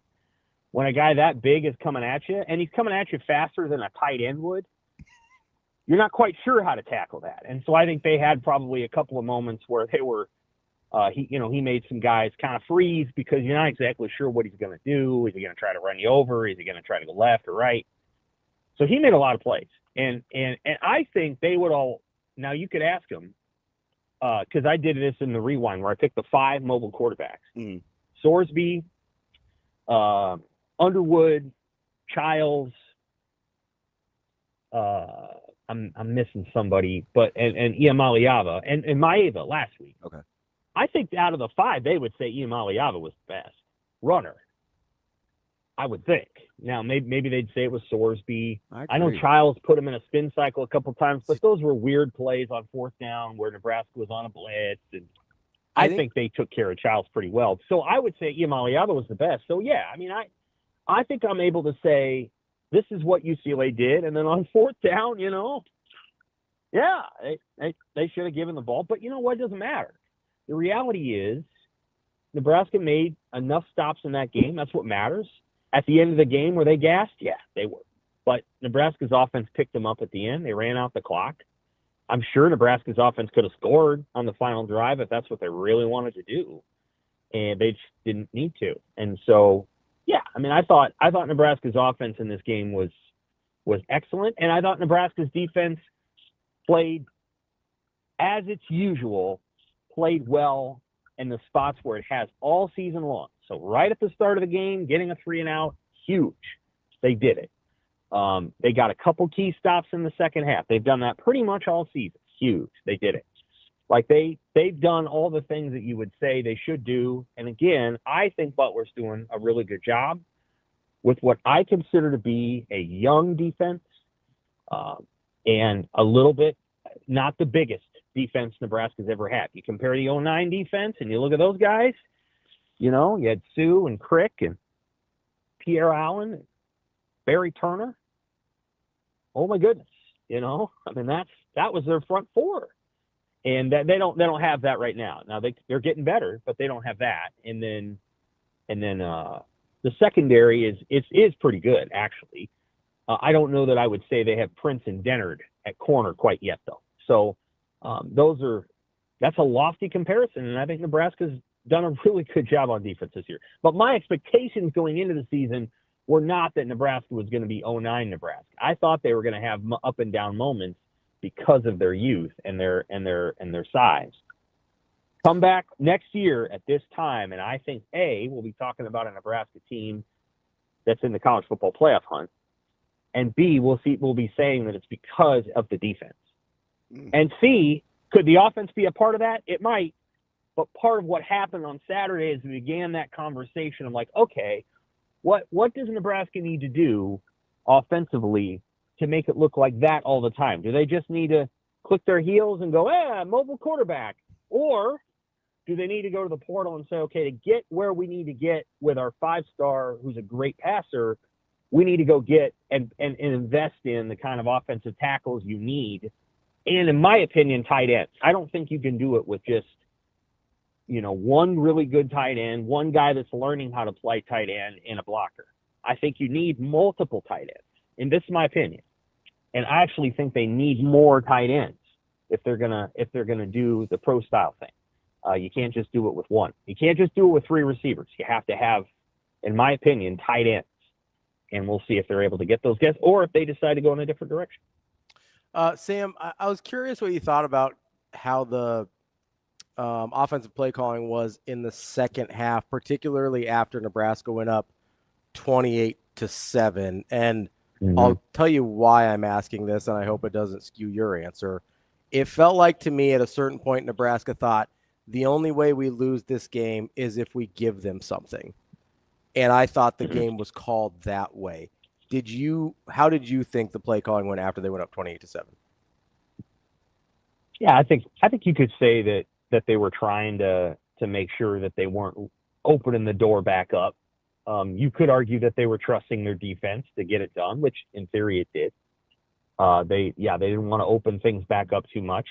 They had the little crosser to Barney, and that got 1 first down. And then I think they on 3rd and 6, they went to the same play, but they went in the opposite direction. I think their hope was maybe they could get that play to work again. And Lateef made the throw, and Barney made the catch. But that UCLA sniffed it out. So maybe that 3rd down you could have done something different. But in my mind's eye, I feel like they were moving pretty quick there, and they were trying to get that play off. Maybe I have that wrong. But they tried that same play twice, and it's a safe play. It's a little crosser to Barney. So maybe they could have done something a little differently there. But on the final drive of the game, I thought that was great play call. Mm-hmm. Yeah, I agreed. Yeah. Great. Yeah, I mean, they're going to throw a little slant, and then they're going to do a little rollout pass, and we're actually, just to give people a picture of how our jobs work, we're walking down the Rose Bowl Stadium stands into the stadium and then down to the field is where I'm going. Other people went to the tunnel, but I usually go down through the stands because it's faster. And so as the slant happens, I'm walking through the stands, and then I get down to the field, and that's the moment they ran that play action pass. And they hit it to Hunter for whatever it was, 13, 15 yards. I'm like, well, there's the game right there. There you go. And I was impressed by their audacity. And again, you have to tip your cap to Holgerson and to everybody involved. Like those wide receivers blocked their tails off, and the linemen blocked hard. It just felt like everybody kind of rallied just the way the rule said they would. That this is one of those weeks where what rule said at the beginning of the week came to fruition in the way the team played. And that's good coaching. You have to say that is part of what a CEO and a head coach is supposed to do, is set the vision and then have it come to fruition. And it did. It was a good week for Nebraska in that regard. Like it looked like everybody was on the same page and everybody was picking everybody up, and the football was really good, especially at the beginning of the game. The football at the beginning of the game was outstanding.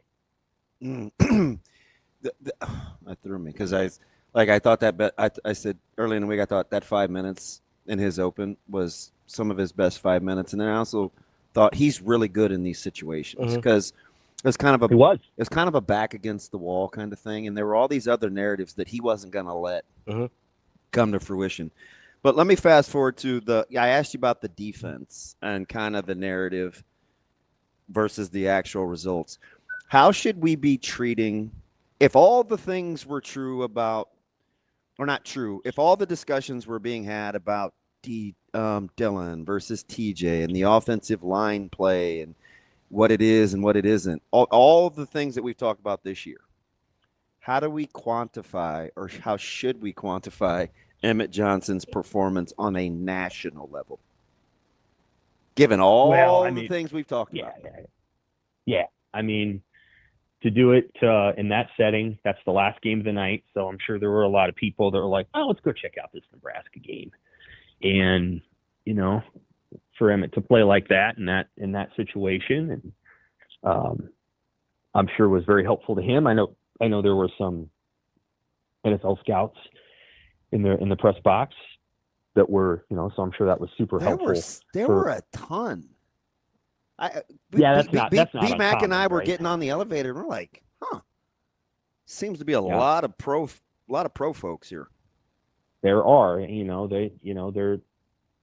that's pretty common in the larger markets.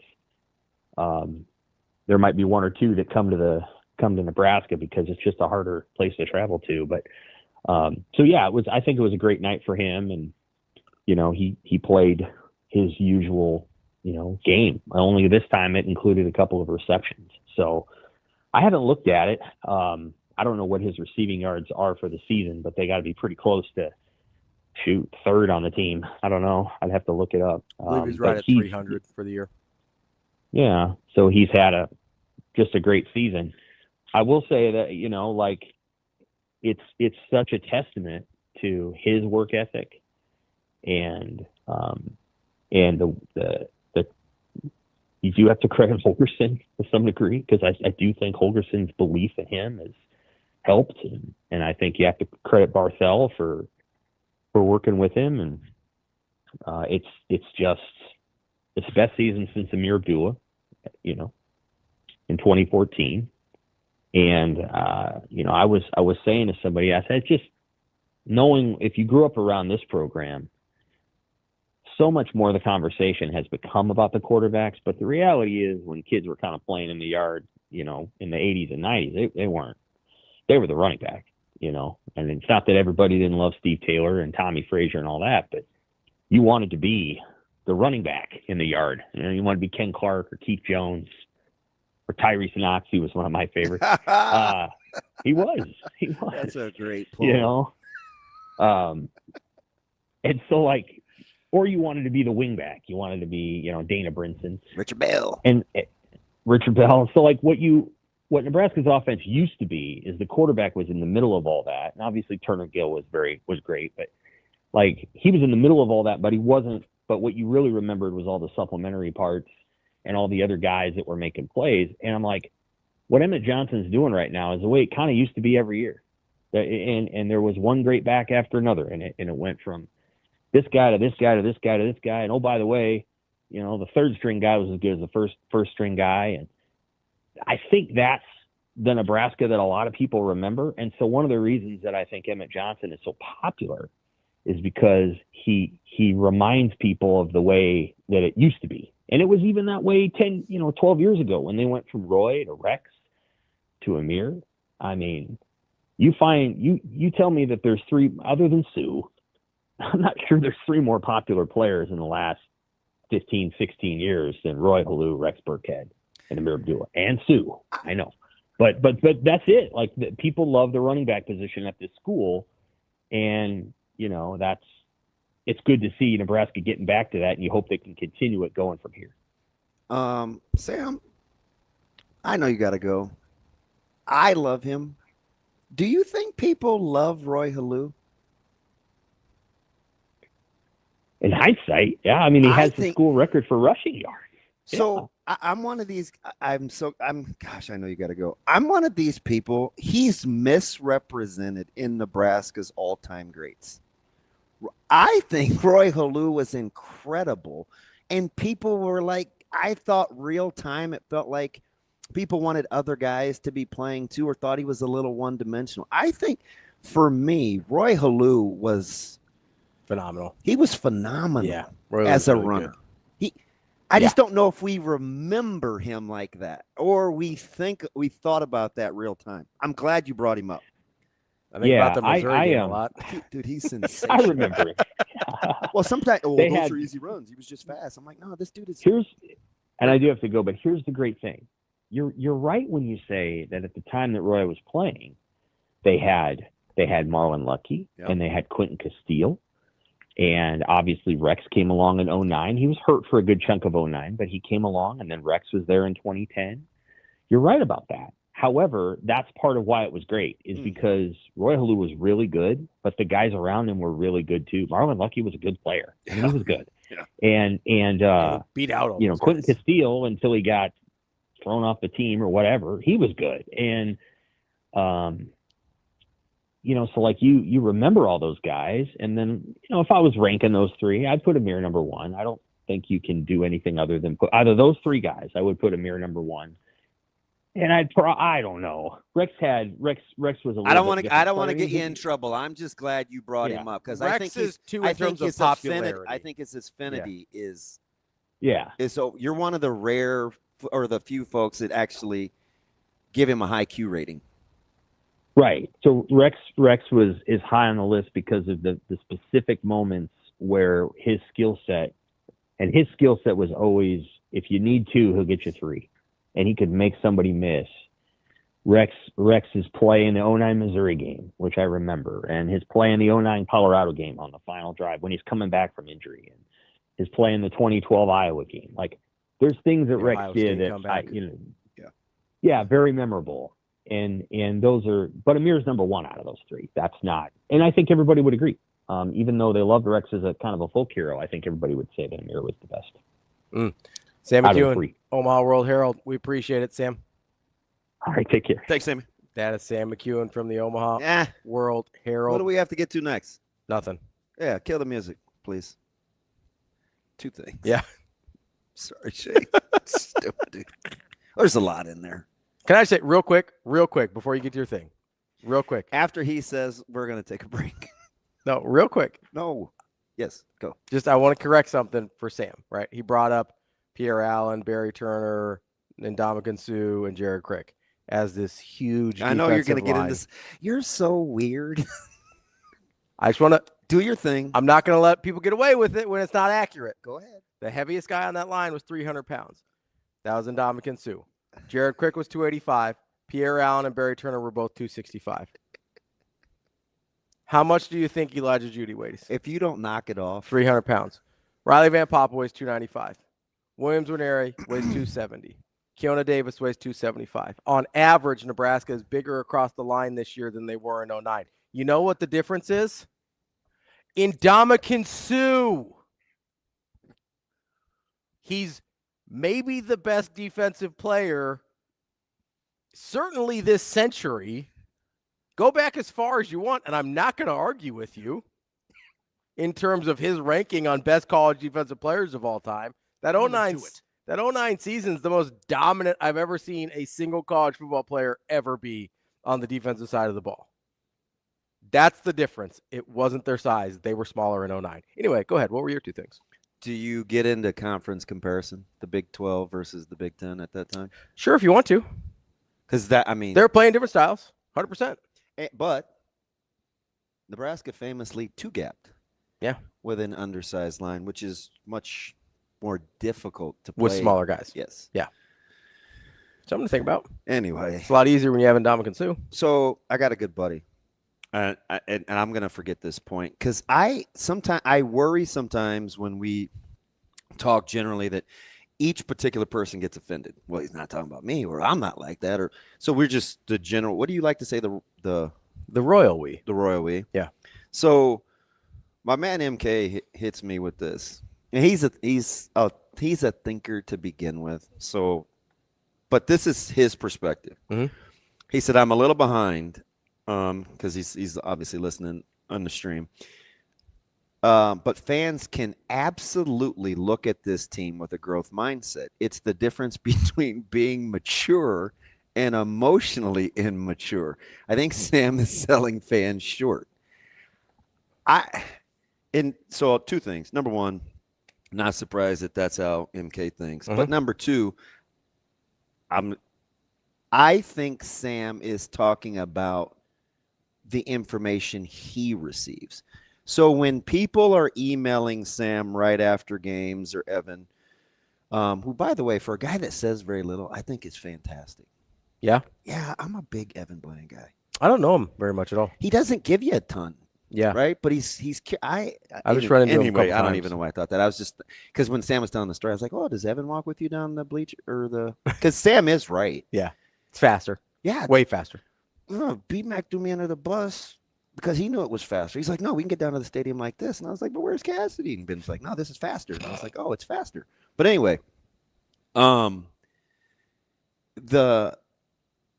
think if you're emailing and responding real time, like right after, it's not a good time. It's not probably a good time.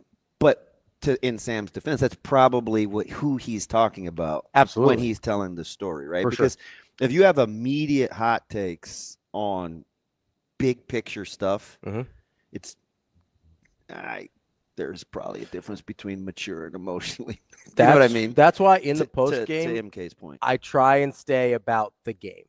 I try not to make big sweeping judgments. I try and talk about, and sometimes I do it anyway because I'm a person and I mess up.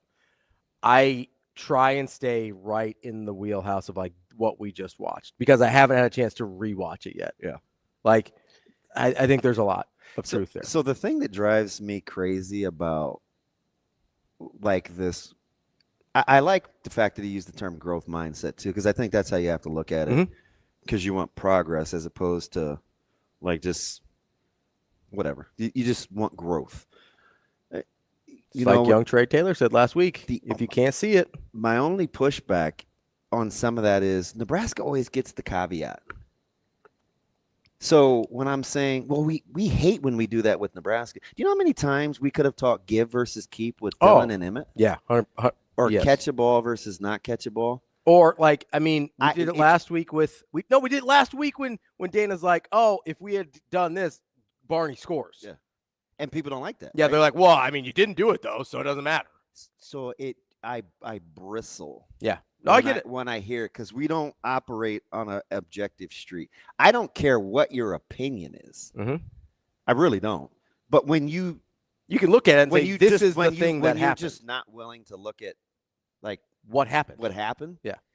That's where it's like, but okay, well, what are you seeing? Well, I can feel the way I want to. Yeah, but what are you basing that on? That's all I'm asking. Man. What? That brings up some other things that I feel a certain way about. We may need to take a break first. Do you really want to go back and talk give versus keep? And if we kept every time we should, we're not talking about if we have a mobile or the threat of a run. No. We're just not. So to eliminate it all, I don't do the what if. Like people like to do, well, if he'd have caught it. You know what? He didn't. Yeah. And when you're playing, it's not always ideal. That's what makes the competitive game. Yeah, you're not operating under ideal circumstances most of the time. But oh man, you're like, oh, if this had happened, or if they had done this, or whatever, man. And I hate it.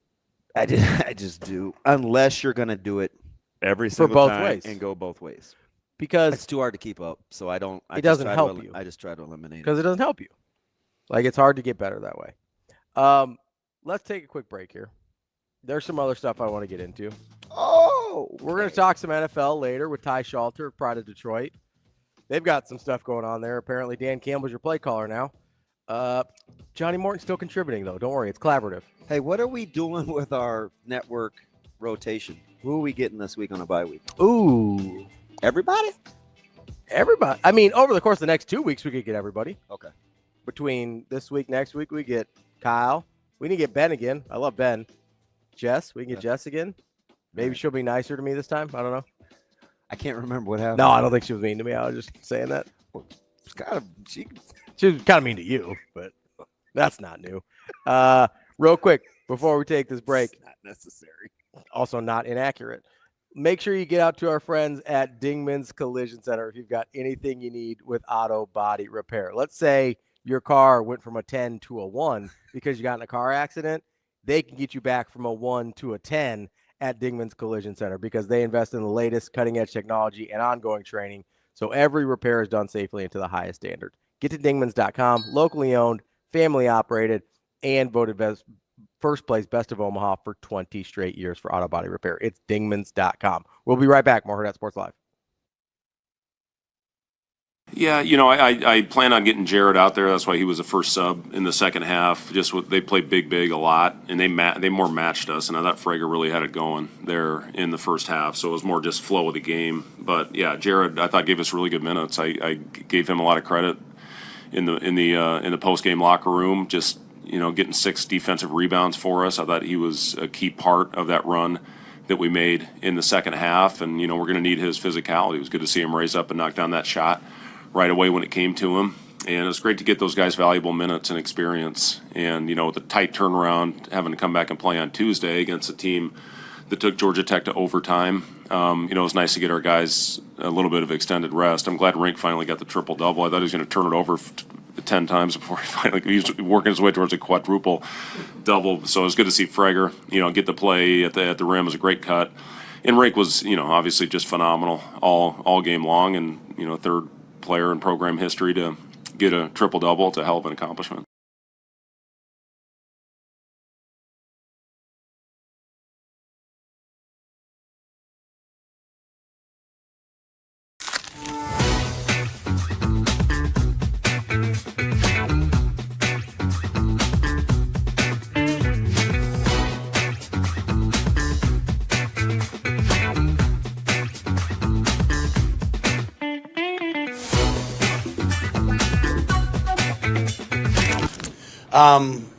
Well, obviously, first of all, what a great football game. A lot of credit to them. I thought number 9 I thought Nico was fantastic and just an absolute warrior. That first drive we hit him so many times. I didn't know how long he could do that, and he just did it all night.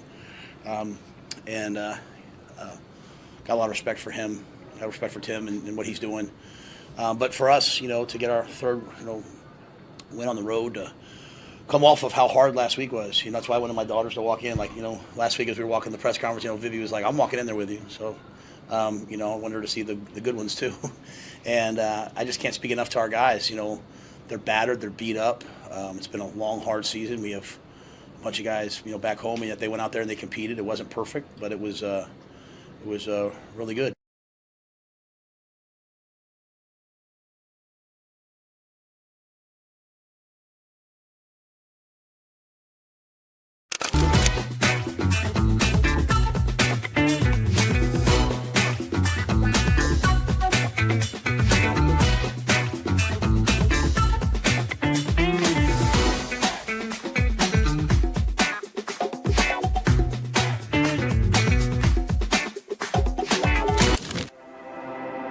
A successful financial future is built one coin at a time.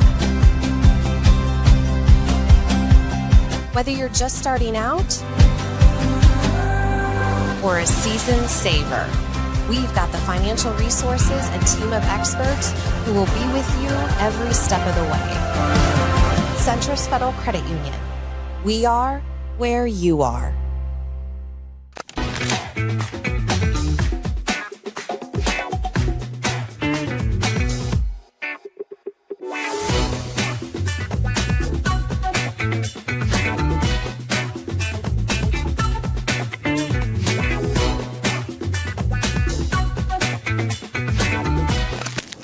Yeah, I'm proud of him, man. I'm super proud of him.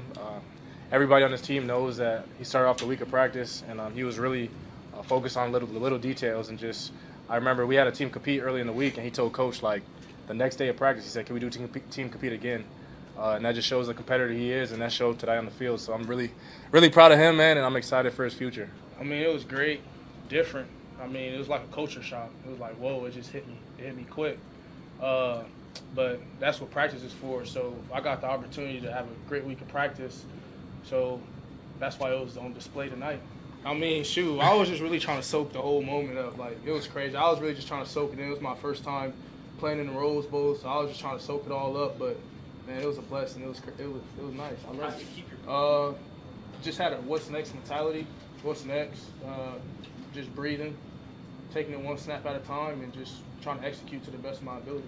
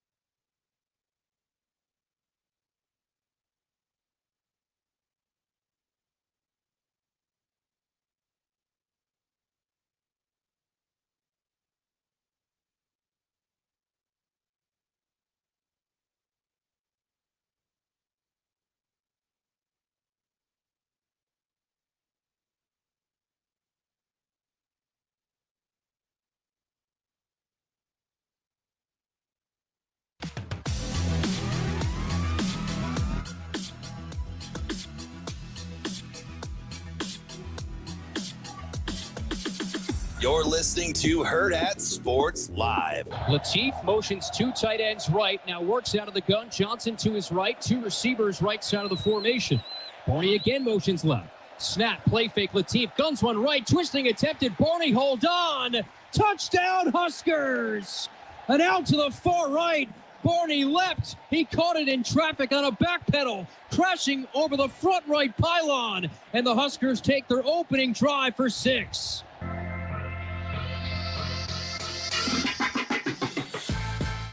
Welcome back, Hurrdat Sports Live. That's DB. I'm Ravi. Lulla here at Hurrdat Sports Bar and Grill, reminding you, make sure if you're looking for your first home, get out to our friends at Centris Federal Credit Union. It's centrisfcu.org, and that's where you'll find all the programs they have, including the My First Home program, which can help you finance up to 105% with no private mortgage insurance required. Plus, they have a local team of experts ready to help you every step of the way. If this is your first time buying a home, Centris is the place to help you out. Subject to credit approval, terms and conditions applied.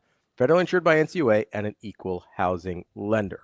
Appreciate our guy Wyatt giving us a call back here, being patient with us. Oh, he's back. Let's get to our guy. Not a tough hang. Wyatt, what's going on, bud? One second. Uh-oh. We put him on hold. Now he's putting us on hold. I feel like he's got a joke coming.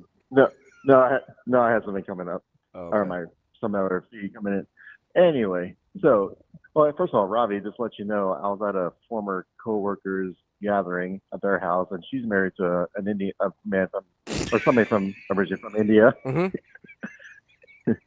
And in the nice house, in the dining room, they had a giant picture of this elephant there, and in my whole mind, my thing was Dancing with Elephants was always going through my mind the whole time. You want to know what's hanging? The food was fantastic, by the way. Do you want to know what was hanging in my parents' house when I was growing up? This is a true story. So, my dad's Hindu, and there is a kind of a deity prophet type person named Sai Baba that they like kind of worship or whatever.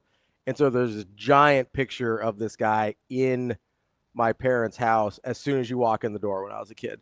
And every time anybody new came over, they'd be like, kind of weird, your dad has like a glamour shot of himself right when you walk in the door. And I was like, that's not my dad. Oh, Lord. Anyway, continue. What's up? What's up? Anyway, the food was fantastic too, by the way. But your dad might know him too. But anyway, they probably go to temple together, if I had to guess. I think in different religion. Oh, gotcha. Okay, maybe not. Then. They probably work together in IT. Well, he does actually. But anyway, my question is: it was either that or a heart surgery, and I had a 50-50 shot. The former. What's up, bud? Yeah. Okay. So, and this is maybe a little we gotta lead the country I think in race relations, don't we? Listen, we're just keeping it together. All right, Well, between the NIL. three of us, you know, I was gonna say, a we lot of could- background. Between the three of us, we've got. How about it this one? Just you guys. No, we got like half the planet covered population-wise. We're in good shape here. We're very representative of the world. Yeah. Okay. Now I get the Africa, All I get right. the continent thing. Yeah, you get the whole continent. You're good to go. 1, 10. I just think we're a very representative program. Knock it off. I'm half white too, so I get a little extra. Getting some of the Europeans up in here. Oh, wow. What's up, Wyatt? I don't know. My last name's German, so I don't know. Read that. You're awful. Go ahead, Wyatt. I'm sorry. NIL. Yeah, no. So this might be jumping to conclusions. But, I mean, we got to wait till how TJ plays the next couple of games. But assuming he plays well, for next year's NIL, because I assume that will mean he's going to need a bigger bump in his NIL pay. And then assuming, I don't know if EJ would come back or not. So how much does this situation now, I will say, throw a wrench into next year's planning for roster management in terms of like the NIL and all that? You want to I obviously don't know, but I think they'll move lots of monies around. Yeah. Some guys will make a little more. Yeah. Some guys will need a raise. Some guys will not be getting as much. Yeah. Like they'll figure it out. Right. It's like And it's like when you go online and you look at your banking app. The things that are most important to you are what you spend your money on. It'll just reveal itself.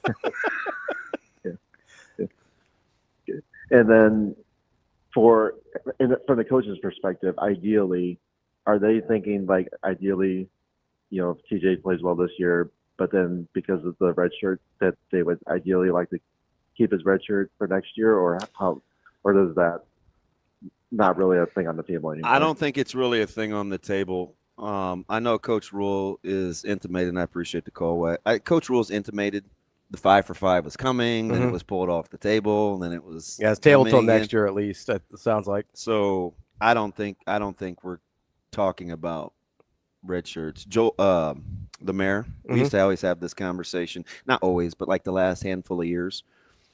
The red shirting thing now is almost going to be, I would imagine, obsolete pretty soon. For some. Yeah. It'll be very situational because I don't think Coach Rule, if he gets this thing going to where he wants it, he still wants the tiered development. Sure. So I don't think it'll be obsolete for Nebraska, but it will be obsolete for more ready-made programs. I also, it sounds like, and maybe I'm mistaken on what the 5 for 5 is.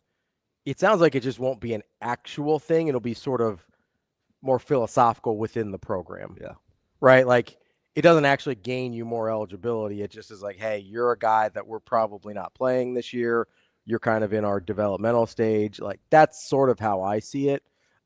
If it doesn't pass by next year, I think hopefully if you're Nebraska, you would say, hey, hopefully we don't have to play TJ more than 4 games next year. Right? With Dylan coming back, hopefully you're able to keep both of them and you say, hey, let's go have Dylan get a really good year, get him off to the NFL, and then you've got TJ ready-made, ready to go, who gets to redshirt next year, hopefully, and is ready to go as a redshirt sophomore. Because I think that was the original plan if Dylan stays healthy this year, is redshirt sophomore, TJ Lateef is ready to go be the starter. And I think long-term, that's kind of how you want it. You either want a true sophomore or redshirt sophomore starting, because then, like, you don't want to be in the habit of starting true freshman quarterbacks. Like, that doesn't work if you're trying to win at a high level. It's worked literally one time if you're trying to win at a super high level, and that's what Trevor Lawrence. I get it. And you don't want to play peekaboo with the schedule because, I hate that. But yeah, especially we have no idea who's going to be on anybody's team yet. But if you can extrapolate a little, that you'll be playing against some older teams next year. So I think you want to keep that in mind. Yeah. But fortunately, Nebraska will finally start to get a little older as well. Oh yeah, and they got, like I said, they got guys ready. Which I can't wait to see. What were you lamenting about? Now wait, is this lamenting or is this venting? Maybe a little bit both. I got super annoyed over the weekend, which I'm sure is shocking to you. I'm normally very even keeled. So obviously Wisconsin. Hang on. Yeah. Shane, will we or won't we laugh at this meltdown? Do you have any idea what's coming? I don't know. Did Penn State lose to UCLA? Okay, go. Nobody talks about that. That's the same Penn State team with Grunkmeyer. Yeah. A couple of weeks.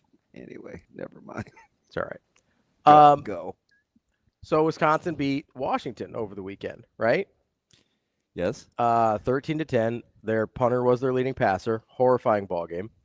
That's all true. Like their punter was is awful. Really terrible to watch. And so there were some Nebraska fans on the internets that were like, "Oh, Wisconsin can beat a ranked team. Why can't Nebraska beat a ranked team?" And can I just say, I can't tell if you're serious or not, or if you're just so snarky that you don't even know if you're serious or not anymore. Why are you? Okay. Because this is your fault. Because you told me not to let people off the hook. It's fine. And You gotta pick and choose your healthy battles. I only know one way to do that, and that is to be petty and snarky and keep receipts. That's how I don't let people off the hook. All right, fine, go. Would you like to change places with Wisconsin as a program? Is that what you're asking here? Because I don't understand unless that's what you're asking. Would you like to switch places with Wisconsin as a program who would absolutely have fired their head coach by now if they could find $30 million? But they can't, which is also not great for your program moving forward. I don't know if you know this. Money's going to help a lot in college football moving forward. Does Nebraska have money? Yeah, more than Wisconsin, it certainly seems like. Does Nebraska have more wins than Wisconsin the last 2 years? Yeah, I certainly think so. What is the point of talk? Like, what's the point? What is your point?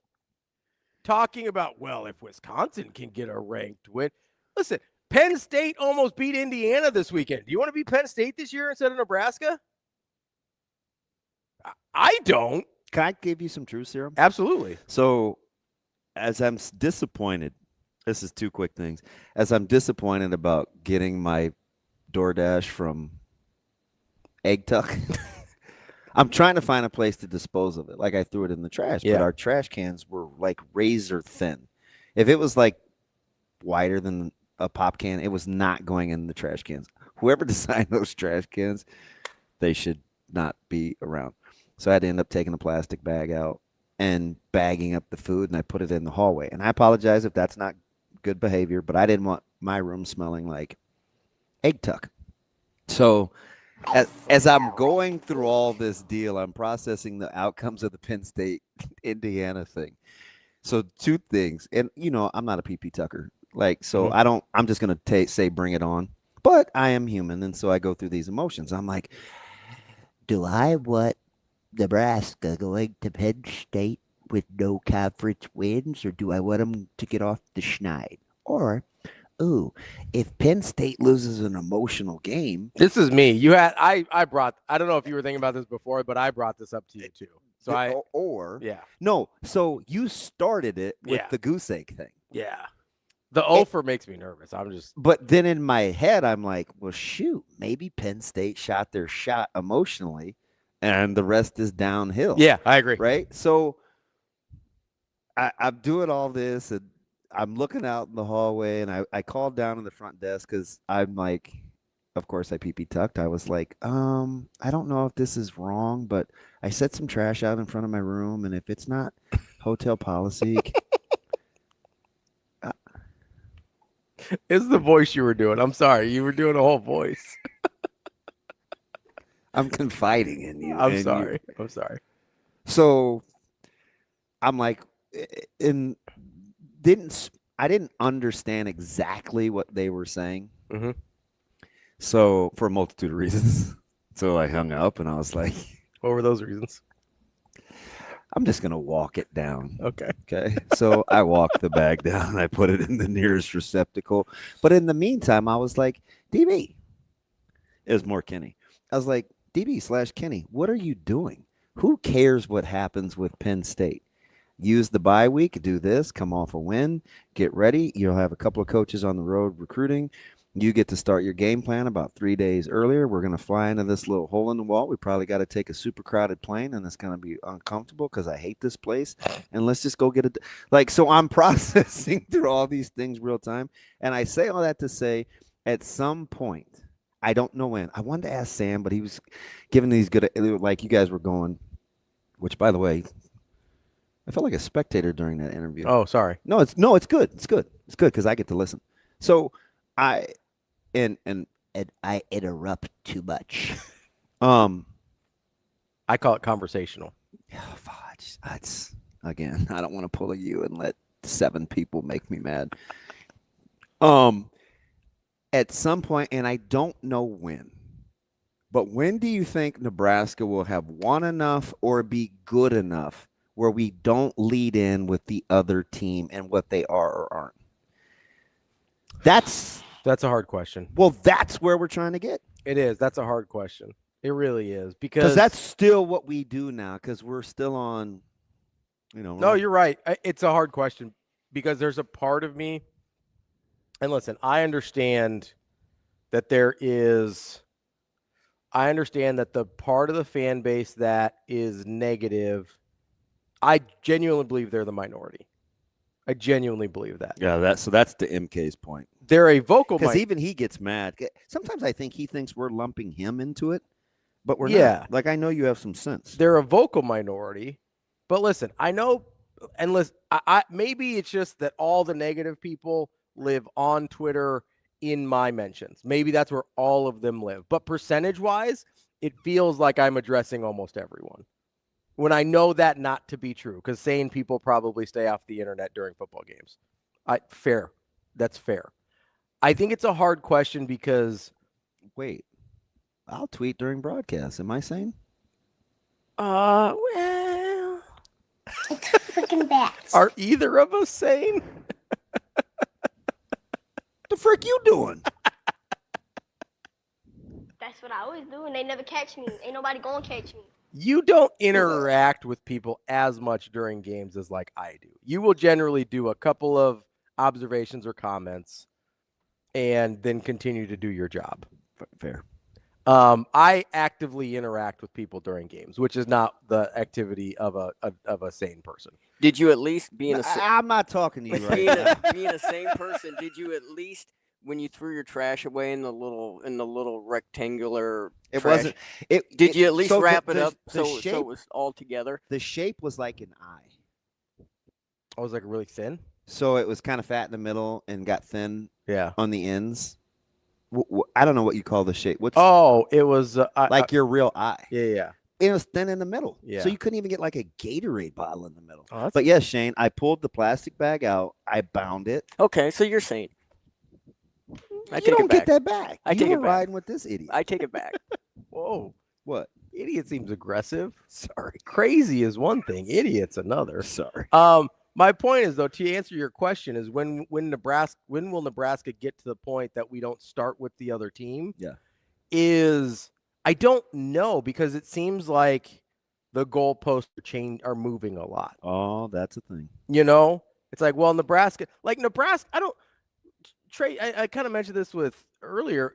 Trey Taylor, I thought, made a great point last week where he goes, hey, if you can't see the direction where this is going, that's a you problem.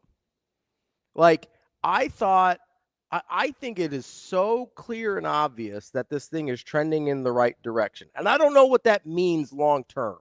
That's fair. I don't know where the finish line is. If there is a finish line, I would say there's probably not, right? Like, it's always progressing or regressing. Like, it's always moving, right? Which is the other thing we don't like, that progress isn't linear. But I don't know, if you can't see right now that we're so much better off than we were 3 or 4 years ago, then I don't know when it's going to be like I don't know if there's a switch to be like, oh, now it's good enough. Mm-hmm. Right? Because let's say I was right this year and they went 10-2. Obviously not going to happen. They already have 3 losses. Let's say I was right. Shane, go back to that. I know we got to get to NFL. I think Jimmy. We've got 9:30. We got time. Oh, I thought JP said And you're going to be like, well, why are you riding with Jimmy? I'm not riding with Jimmy. I think Jimmy made a good point. Shane, bold the thing that Jimmy said when he starts with, oh, man, I lost it. Oh, but I think part. All right. Thank you. He says, but I think you can only talk about wins for so long, right? Just like losing. So at some point, we get to the nitpicky stuff because what else are we supposed to do on a Nebraska sports show? Do you think that that's the conventional wisdom? I do not. Because I don't think that's why people listen to us. I don't either. But I don't know. I don't know.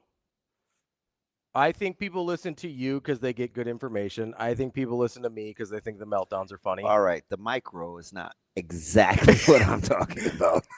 I think people listen. I mean, if you like, do you? Okay. I'm not going to ask you the question impromptu because you're not going to answer it the way I want to. Okay, go ahead.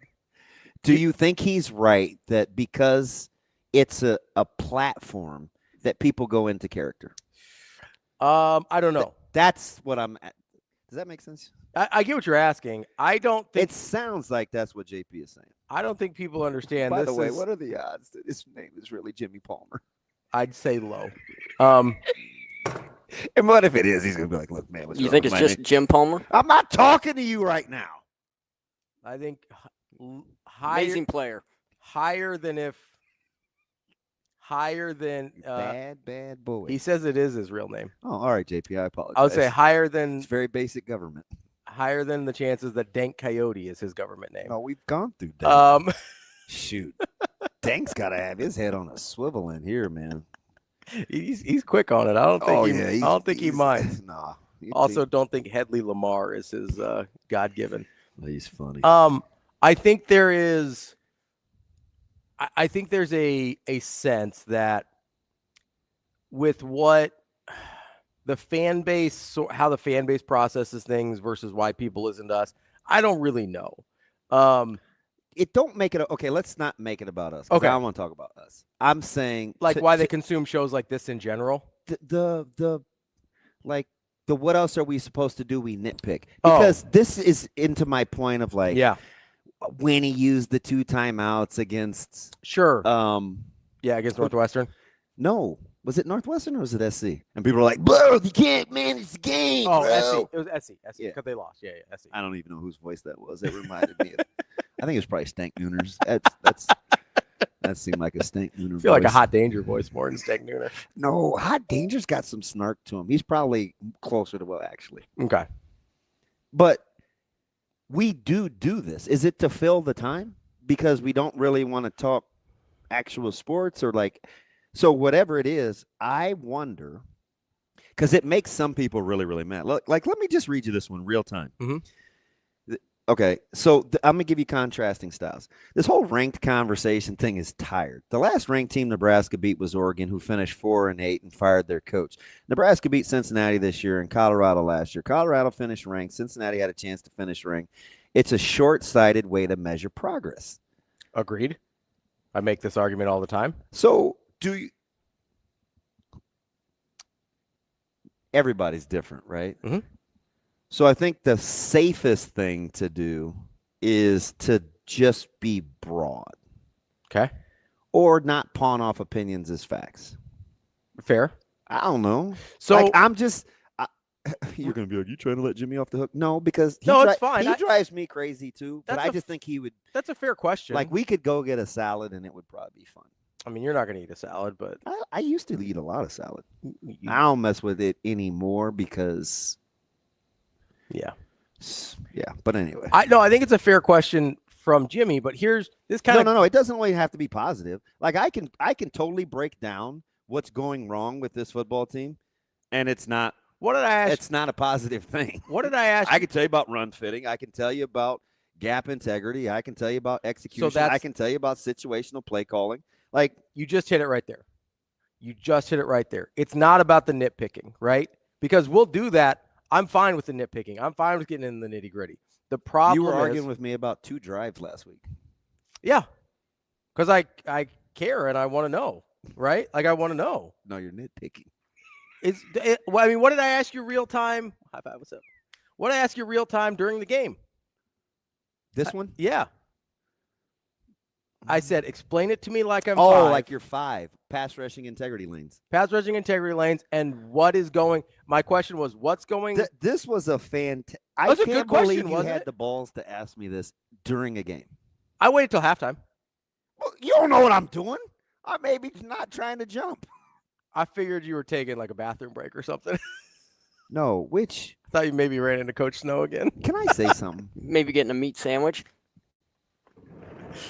I mean, I'm just saying that's probably good protein for you halfway through a game. What is he talking about? You were wondering what you're doing during halftime. I figured you're probably getting something to eat. Okay, look, man. It's just what I always assumed. We're boys. I'm going to need you to shut up. A meat sandwich, huh? Of all the things that we're talking about that you could have said, you're going with a meat sandwich? Yeah. I just literally said an hour ago I was going to pull the hot dog out of the bun. I know. I remember. I'm not rocking with you. It's been reminded on the Go to your screen. room. Okay. Shut up laughing. My bad. Instigating. My bad. Because it's your fault. No, what did I do? He feels like he has to just be this way because you put him on the defensive all the time. I just... Okay. Stop it! I want to say this one thing. You know, if I had my drillers, he wouldn't even have a mic, so. Aw. That's a little excessive. Yeah, I'm not laughing at that. That's a bunch of crap. Wait till we have Jess on this week. She's kicking your tail for being mean to that little dude. Probably. Now, I do want to say this. Yeah, though, yeah. Go ahead. Read the text you wrote. because this was actually something that I would respond to because I think it's legit. Was it in the group text? Oh, mine? Yeah. Yeah, it was. Okay. So you said in the group text, you said, explain it to me like. Go ahead. You can read it. Yeah, I said, explain it to me like I'm 5. What's going on the Nico scrambles? Is it, it doesn't have to do with the rush lane integrity, or is it simply, hey, this is the thing we're willing to give up because we don't think it can beat us? Yeah. So I said outside of ending up exactly where you start in a pass rush. Mm-hmm. So like in the exact lane. In the exact lane. Yeah. I said it's tough. You want to surround him without leaving any gaps in the middle for him to escape through. Which I thought they did a really good job of. It's just hard. Yeah. Like that's what I said. Like how many times did he escape middle? Man, too many. No, not enough. Not enough. a lot. No, not a lot. He had the one backbreaker was the one going to the north. Yeah. I think it was the drive that they ended up. It was But part he of got it was part of the 16-play drive Yeah. where I was like, fudge, they did that But right. he got outside a lot. He didn't go up the middle hardly at all. I was like, they did that right. Yeah. So that's actually something I can rock with. Mm-hmm. But conversely, like if you just said, man, they can't stop a container running quarterback. Could somebody you just spy him, man? And I said, hey, there's options here. Yeah, you can bring pressure again. Take the 4th and goal, QB run for a first down, heading to the north end zone. In which I said, hey, it's going to be QB run game. Look for D gap, going to be right on the edge. They did it anyway. First down, set up the next play. Versus you played that with a 5 down kind of base. Play it. Got the time, got your guys in position. Versus the 4th and whatever 2. Yeah, 1 or 2 on their side of the field. Yeah. Where Nebraska stunted and played it differently, which was the play that Dylan Rogers and everybody was like, oh, the whole give keep thing, which whatever. They played it different defensively. Can I ask a question real quick about that play? Sure. How much does the stunt make it harder to make a decision on whether to give or keep? Very much so, because you're reading the wrong guy. Right. Okay. That's why I don't. I want to bring that up because it matters, right? There's a reason defensive line stunt in a situation like that where you're like, hey, we've seen them do this. We think they might do this. Let's make that harder on them. You want 10 minutes of a of a Zoom session yesterday, and I can say this without giving away game plan. Sure. Right? There's a couple of plays that Millard South likes to do out of the run game. So you got to decide, what do we want to take away? We want to take away this, we want to take away that. They're like, hey, when they do this play, this is the guy they trap. Mm-hmm. So the next conversation is, hey, against an odd front, if we show this, who do you think this will be against? And if we do this, who do you think this will be against? Mm-hmm. And then we surmise, okay, well, let's not show this. Then it's up to them to figure it out. Yeah. You're reading a different guy. Yeah, you think you're reading the right guy, and it's wrong. So that's why I never get into the whole what he should have done. Yeah. Number one, it's not that easy. And if it was always that easy, all the guys that draw arrows and stunts and stuff would always be right. Yeah. Number two is they don't account for human error, which is why you actually play sports. Mm-hmm. Number three is they're good on the other side too. Mm-hmm. So the cat and mouse is what actually makes it fun. That's why you get paid. Yeah. Right? So I just don't like that discussion. Yeah. Right? If everybody caught a ball that they were always supposed to catch, then we wouldn't care about the guys that never drop a ball. You wouldn't play the game. Yeah. Like if you're like, hey, if he gets this out, he's going to catch it like Yeah. that. Who cares? It's so the way that they played that 4th and short, I thought that was very, very instrumental in how they played it, which showed me that they were learning. Mm-hmm. Which to land the plane is why I was like, ooh, I don't know about scared. Like, I don't think he's scared. I think there were times where Nico looked like the best player on the field. And situationally, this has to go to coaching. Mm-hmm. Just an isolated example. Do with it what you will. I'm not saying that John Butler is Buddy Ryan, but I will tell you, like, the evolution of being smart in game and the marker dry erase board, just look no further than those 2 plays. Pretty good. And look at the guy that was instrumental in doing it. He's subbing for one of your best defensive players all season. Mm-hmm. And you got him in a position to be successful, which is what every coach wants. Mm-hmm. That's why I bristle up at certain things that are said. I typically pick and choose my battles because, listen, everybody has opinions. But when a lot of people listen to you, I just want to know where you're coming from. Because we have a responsibility to make sure, or I'd like to think, that we're trying to promote a growth mindset. And maybe that's why I liked what my friend said to me last week about, hey, I don't want to know X's and O's. Mm-hmm. I just want a fan. Yeah. It made you mad? No, but it's why I can be associates with him online for all these years, even though there are days he drives me absolutely bonkers. He's telling me, I don't want to know what you know. I don't care what you know. I just want a fan. Cool. Here's the thing, though. Here's my only issue with that is we've gotten to this place. Jimmy's out. Jimmy's in the doghouse with Shane. We've gotten to this place, though. We don't do those kind of fans. Listen, if you just want to be a fan and you don't want to learn as much as you can, that's fine. I'm not asking you to. I'm also like, I know I've said like, hey, it helps a lot be less emotional if you watch a game a second time, right? I totally believe that. Even if you don't know the X's and O's, like even if you're not looking for that, just watch it a second time knowing what the outcome is. That makes you so much less emotional about what's happening. So can I have a geometry discussion on a screen, real time in a broadcast? Be being critical, but no, I work for whomever. My favorite. You have a son on the team. By the way, if it really mattered that he was on the team, he'd actually be starting because I think he can help you win games. Anywho, I just try to present the facts as is. What you do with it is up to you. So here's my only problem with the I just want a fan, I just want to do this, right? You can't be getting angry though. I mean, I can. Sorry. Okay, I can. You can. Here's what bothers me. I'm gonna have Brian call you. Is it's not just regular fans on Twitter. You mentioned if people have a platform. Captain is my guy. He drives you crazy. He says a lot of crazy things. Sure does. I'm still cool with him. That's fine. And listen, if you just want to be a fan and you want to be, he's a fan, which is fine.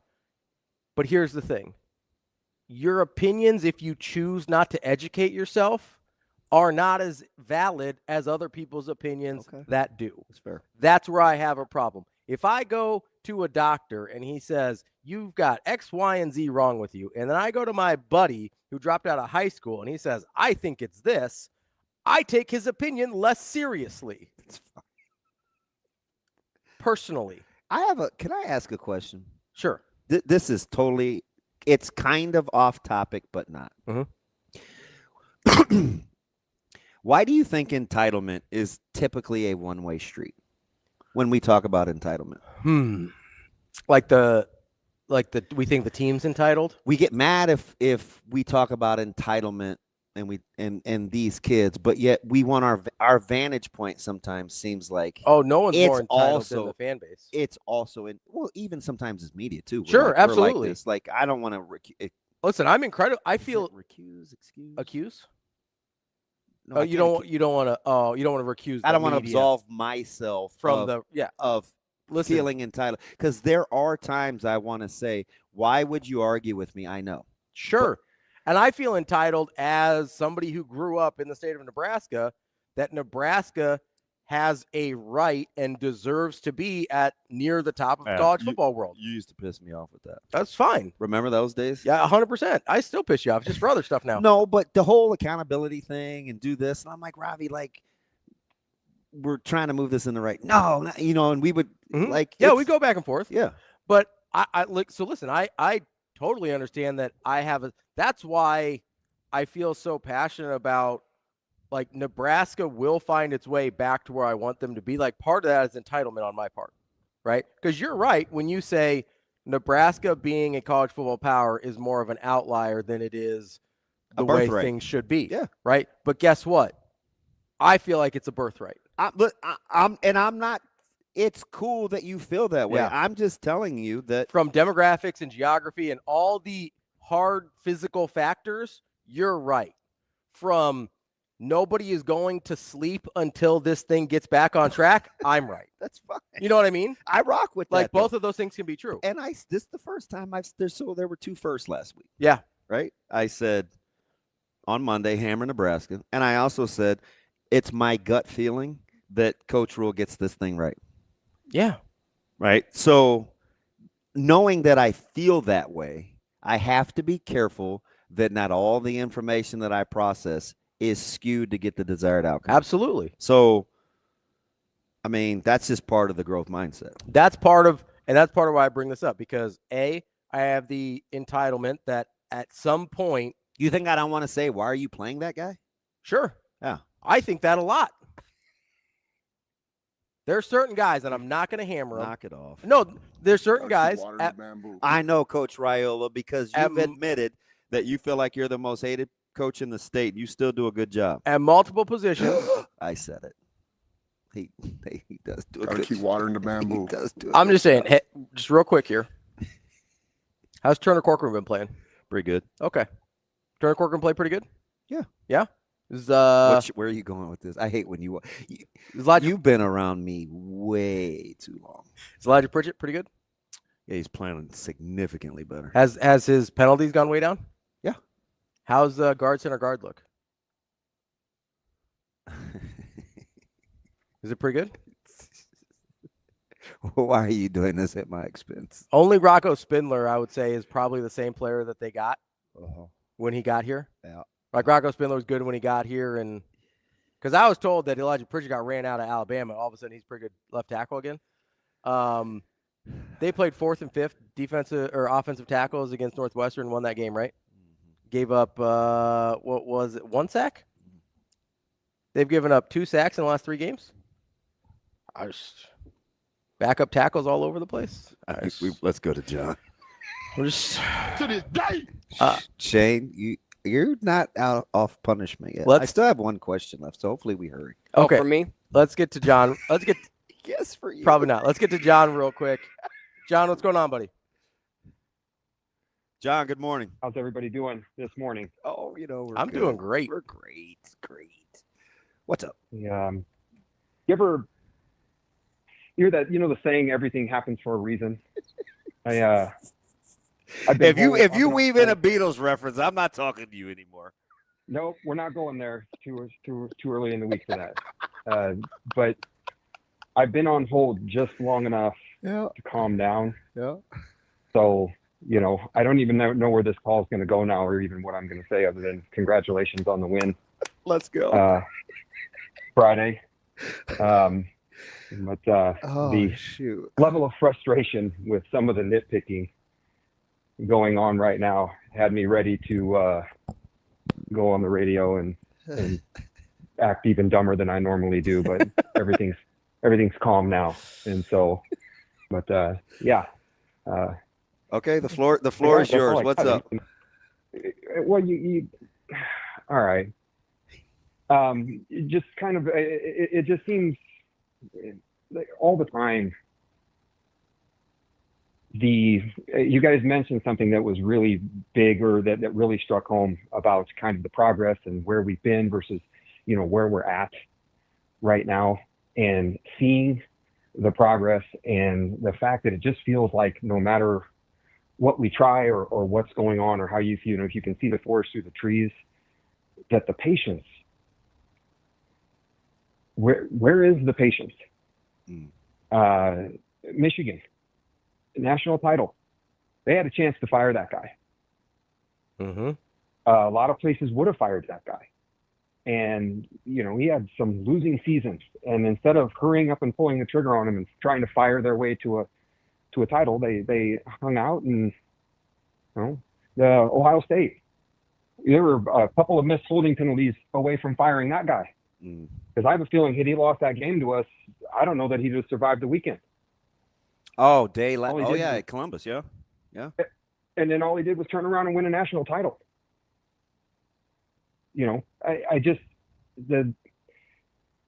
If you can't see the right things that are going on right now, I don't know what to tell you.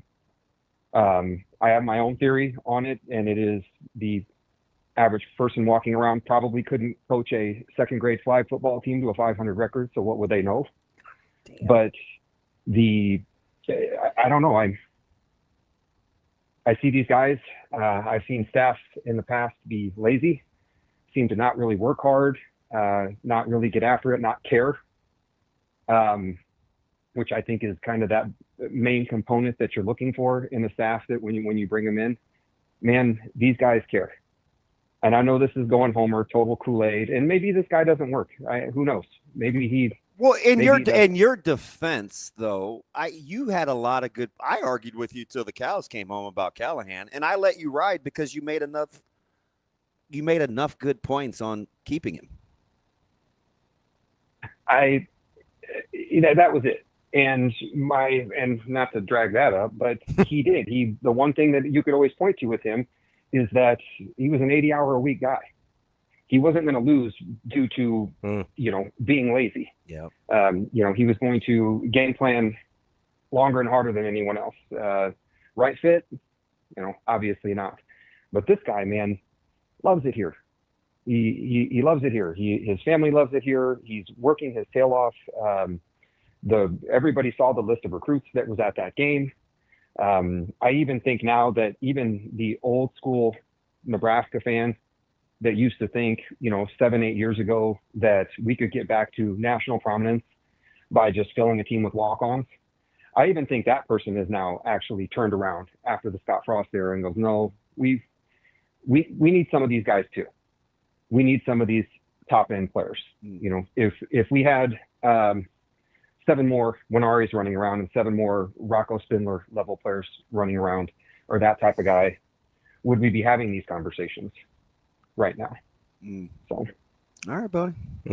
John, best wishes this week, man. Fascinating. I think the first one to 10 wins. That's it's gonna be a rock fight. That's for sure. Hey, I'm in any tips. I'm in uncharted water. Personal. I'll text you. I will say this though. One thing I'm definitely gonna do that I don't do is don't think we won't be talking about how no one thinks we're winning this game. So, and if you know one thing I can get pissed about, it's that. Oh yeah. Well, that's you hear it all the time. That's why they play it. Yep. And so it's gonna be an exciting weekend. I'll reach out to him this week. John, appreciate the call, buddy. Tell him to take my call, John. You run that household. No, actually, you don't. Your wife does, but you can make him answer the phone. Good call there from John.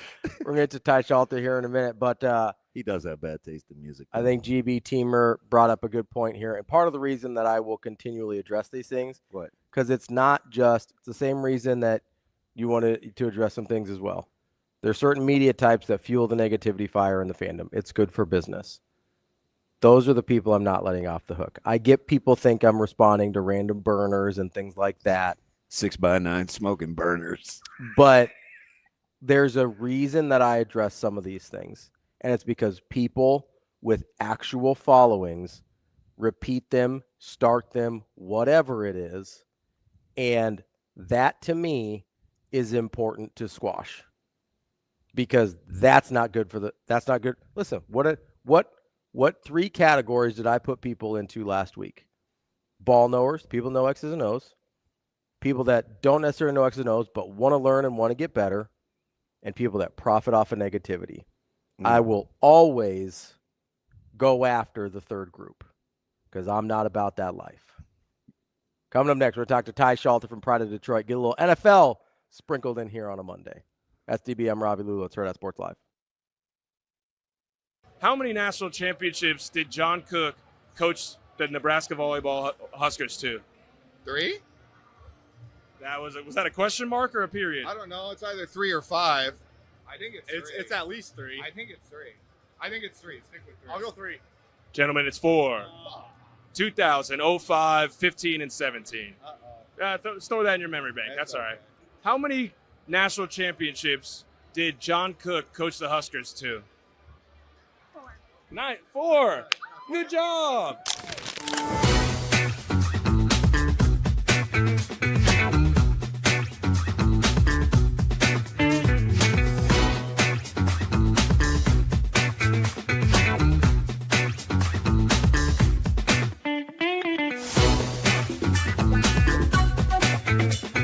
Yeah, I kind of knew coming to the game that it was going to be a passing game for me. I didn't expect to score this much. I kind of thought, like with how much they get up to the ball, that I was going to like throw some back cuts, throw it to the guys that shoot threes. Like I knew I was going to have a good passing game. I didn't foresee it going well scoring wise either. But yeah, no, I knew there was going to be opportunities to kick it out, and hopefully Price gets it going from 3. And I know we got so many shooters. So we shot it insanely from 3 today, so that makes it fun to try and find shooters. Still working on it. I'd say today was a little bit easier with them just playing so high up to find back cutters a little easier. But still, like I had 9 assists and I started forcing a little too much. I had a couple turnovers that coach got pretty mad. So yeah, it's the timing's gotten better, but yeah, we'll keep getting better throughout the year.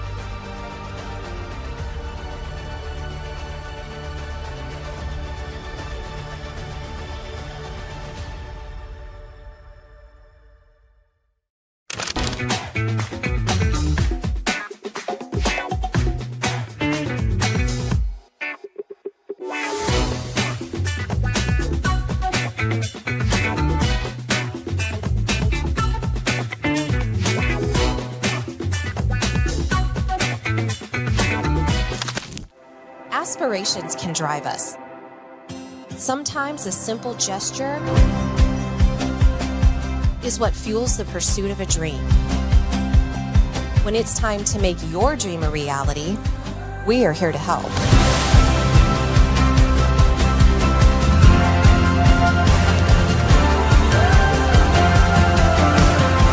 Centris Federal Credit Union. We are where you are.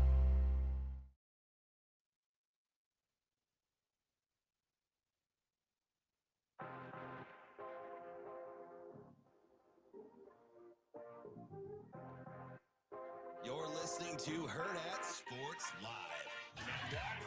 Kittle makes the catch, dives for the pylon. Is he in? They're going to check. He is. Touchdown. Which has opened up everything else. It's Jahmyr Gibbs going for a touchdown. Gibbs takes it all the way. Pressure coming. Picked up. Arm hit as he threw a ball game. The Bears somehow, some way, continue to find a way. You knew exactly we had him right where we wanted him. Gosh, man. Goodness gracious. Hell of a job. Took all 60 minutes. Golly, you felt it, man. Shake, punt. You capitalized. Awesome. Awesome. Welcome back, Hurrdat Sports Live, presented by Centris Federal Credit Union. That's DBM Ravi, Lulla here at Hurrdat Sports Bar and Grill. We're going to get to Ty Shalter here in just a minute to talk a little NFL. Interesting weekend, to say the least. I am cracking up over this. Boy, did you? Over what? What Did I you do? start this whole fire? What did I do? I'm just listening. You always think I start the fire. I'm just. Did you not miss the last segment? What did I say? My man, MK Ravi is speaking my language. Exactly what I texted you last week. I mean, listen. MK is the reason. One of the reasons we vibe is he's a big. He likes the person interaction, like figuring out like motives and how you think. Sure. He's in the sales portion of the deal, so some of that is really, It's like really the profiling thing you kind of like. Similar. I love it. Yeah. Right. So then you kind of know what you're doing with, because a lot of times I think, especially in like sales, sometimes it's not about talent. Sometimes it's just about can you read people? Yeah. Because if you which is a talent. No, for sure. Or I would argue it's a bigger talent than what most people consider like sales talent. So we vibe quite a bit. Because here's what you're really trying to do in sales, whether it's recruiting, whether it's car sales, which I gotta call Heath today. Do you have his cell? I gave you sent it to me. Yeah, you sent it to me. I'm gonna text him because I don't call people really. Stupid millennials. But the talent is figuring out what need that person is trying to meet. Because just because they're shopping for a car doesn't mean they need a car. I have a car. I don't need a car. I'm still calling Heath today because I want a different car. He has to, like, what need am I trying to meet in that situation, right? Like, Coach Rule goes and calls a recruit. That recruit wants to play college football. They want a certain amount of NIL money. Is it because they want $1 million, or is it because, hey, I'd like my mom not to live in the place she lives in anymore? Hal Holgerson has to call a game for Lateef. Absolutely. What need are we trying to meet with the thing that's happening right now? Maybe he's better at figuring out what need T.J. Lateef has than he is at figuring out what need Dylan Raiola has. I don't know. I have no idea. But that's the trick of it all, right? Shape, are we getting Ty or no? No. It's okay. Okay. But we probably get him later in the week now. Okay. Something else came up. What happened to the NFL? Maybe he was wondering if Caleb Williams is going to be a star. No, that's not what the question was. The question on the screen here at our favorite four-letter network. You are on one. I'm just saying, like. But apparently a lot of people are riding with you. You know how it, like, this is, you know how easy it would. He did the thing where he sits back in his seat. Are you ready? You know, we're picking up on those little things. You know how easy it would be to just like spew these lazy ass takes, like about Brian Dable, about anybody. I mean, like Caleb Williams has a fine day. They win 24-20. He goes 20 for 36, couple 100 yards. He got a passing and a rushing touchdown. Cool. Does that indicate to you like star? He threw like 56%. It could be like 56% of his passes for an average of what's 200 divided by 30, like 5.5 per? Yeah. Does that scream like, oh my God, what crazy numbers? Could be like 2-star. Like, what are we doing? Just because he doesn't absolutely, I don't even know what he's talking about. I have no idea. Just trying to keep a little levity. And then Jackson Dart gets a concussion. Does he play too recklessly? Let me tell you what, if he stops running, you lose a lot of what makes Jackson Dart. Could be a little bit of a problem there if you're trying to really lock in there. Okay. Like, what are we doing? All right. What are we doing here? You had a question for me. Whew. Do you want to ask me your question? Yeah, later. So the Real BP has a question for you. Okay. Wow, this is interesting. Let's see where we're going. Real BP's usually kind of got some levity to him. Ravi, did you watch the game or just look at the stats? You're doing exactly what you hate. Oh, this might be in regards to Chicago. That's the Caleb. I watched a good chunk of the Chicago game. Yes, he looked exactly how he always looks to me. They just won, and the stats were a little bit better. Wait, than is the Real PB is like B? Are you a Chicago guy? And I'm not anti Caleb Williams. I just don't know why today is the I like is he. I like it. I'm not. I think he's like I don't have a problem with Caleb Williams at all. What did I say? Do you remember what I said about him coming out? Yeah. Can he stay on schedule enough to be good in the NFL? And I thought, wow, so that was a pretty spot on. No, it was a spirited debate. It was. I was like, you think he enjoys 1, 2, 3 run around from my life? Like he can't stay on schedule? And you go, I don't know, bud. Doesn't appear that way. That does sound like me. Dude, this went on for like 3 days. We argued about Caleb Williams. And there's a difference between do I like doing this or just I don't know, bud. Or this is just what my habits have led me to do, right? Because there's a difference too. Yeah. Right? I don't have a problem with Caleb Williams. I had that question about him coming out, but I don't have a problem with him. But he looks like he's basically looked this whole time to me. Like, so that's why I don't like. Why is now the? Is he becoming a star? I think he's gonna be pretty good. But I've said that. That's the thing. I still think he's going to be pretty good. Why are we talking?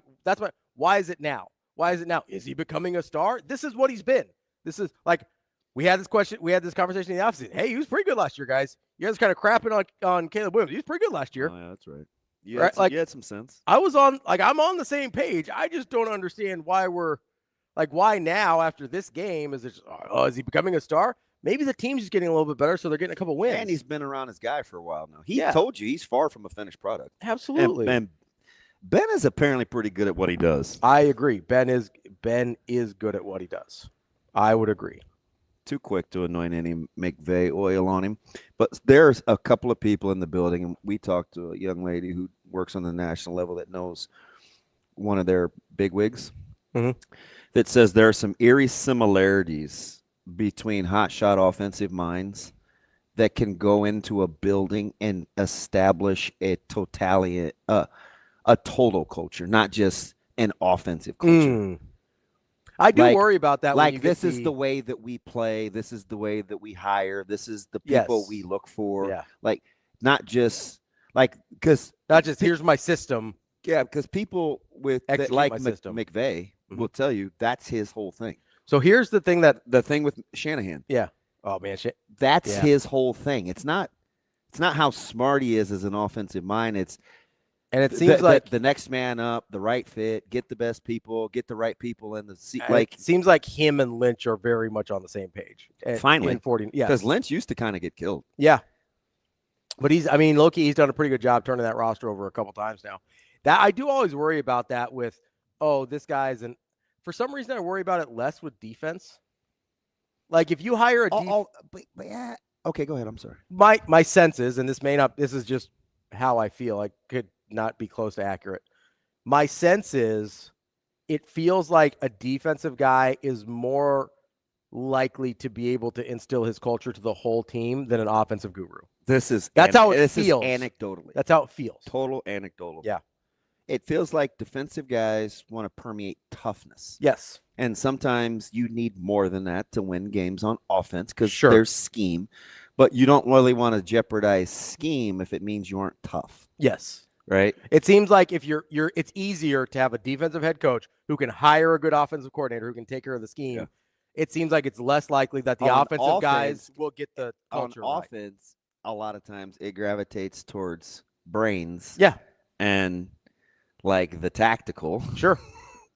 That's why I worry about versus the guts of the execution and technical. That's why I worry about some when they're like I worried about the Ben Johnson hire because I don't know. Like I don't know anything about him as a head coach or as a culture builder or anything because we give Dan Campbell all the credit as the culture builder in Detroit, right? Do you like the fact that Coach Rule spent time coaching offense even though he's a defensive line guy? Because I think that actually helps. I like that he's coached just about everything on a football team. Wow. And I'll tell you, he's like, the only thing I don't really know is secondary. I mean, so I talked to Snow. Yeah. So I talked to Butler. Yeah, Addison Williams. That's why he's got 4 defensive back guys on the. But you know what's hard, though? What's that? Is to find everybody to land the plane. Sure. Yeah, I get that. I do wonder if, and I know people make fun of his time in the NFL, I do wonder if the NFL experience where you do have way more coaches helped him with the current situation he's in to manage, hey, we've got 4 guys working on one position group. All of these guys have to be on the same page. Or we've got lots of different things that need to sync up a little bit. Because I'll say one thing. I thought this was the best example all year of the play calling and the offensive line being totally in sync. I think that's why the offensive line looks so good. Yes, they're getting better. I also think largely these are the same guys. When did he say he wanted this to resemble the 49ers? Off season, I thought. Was it?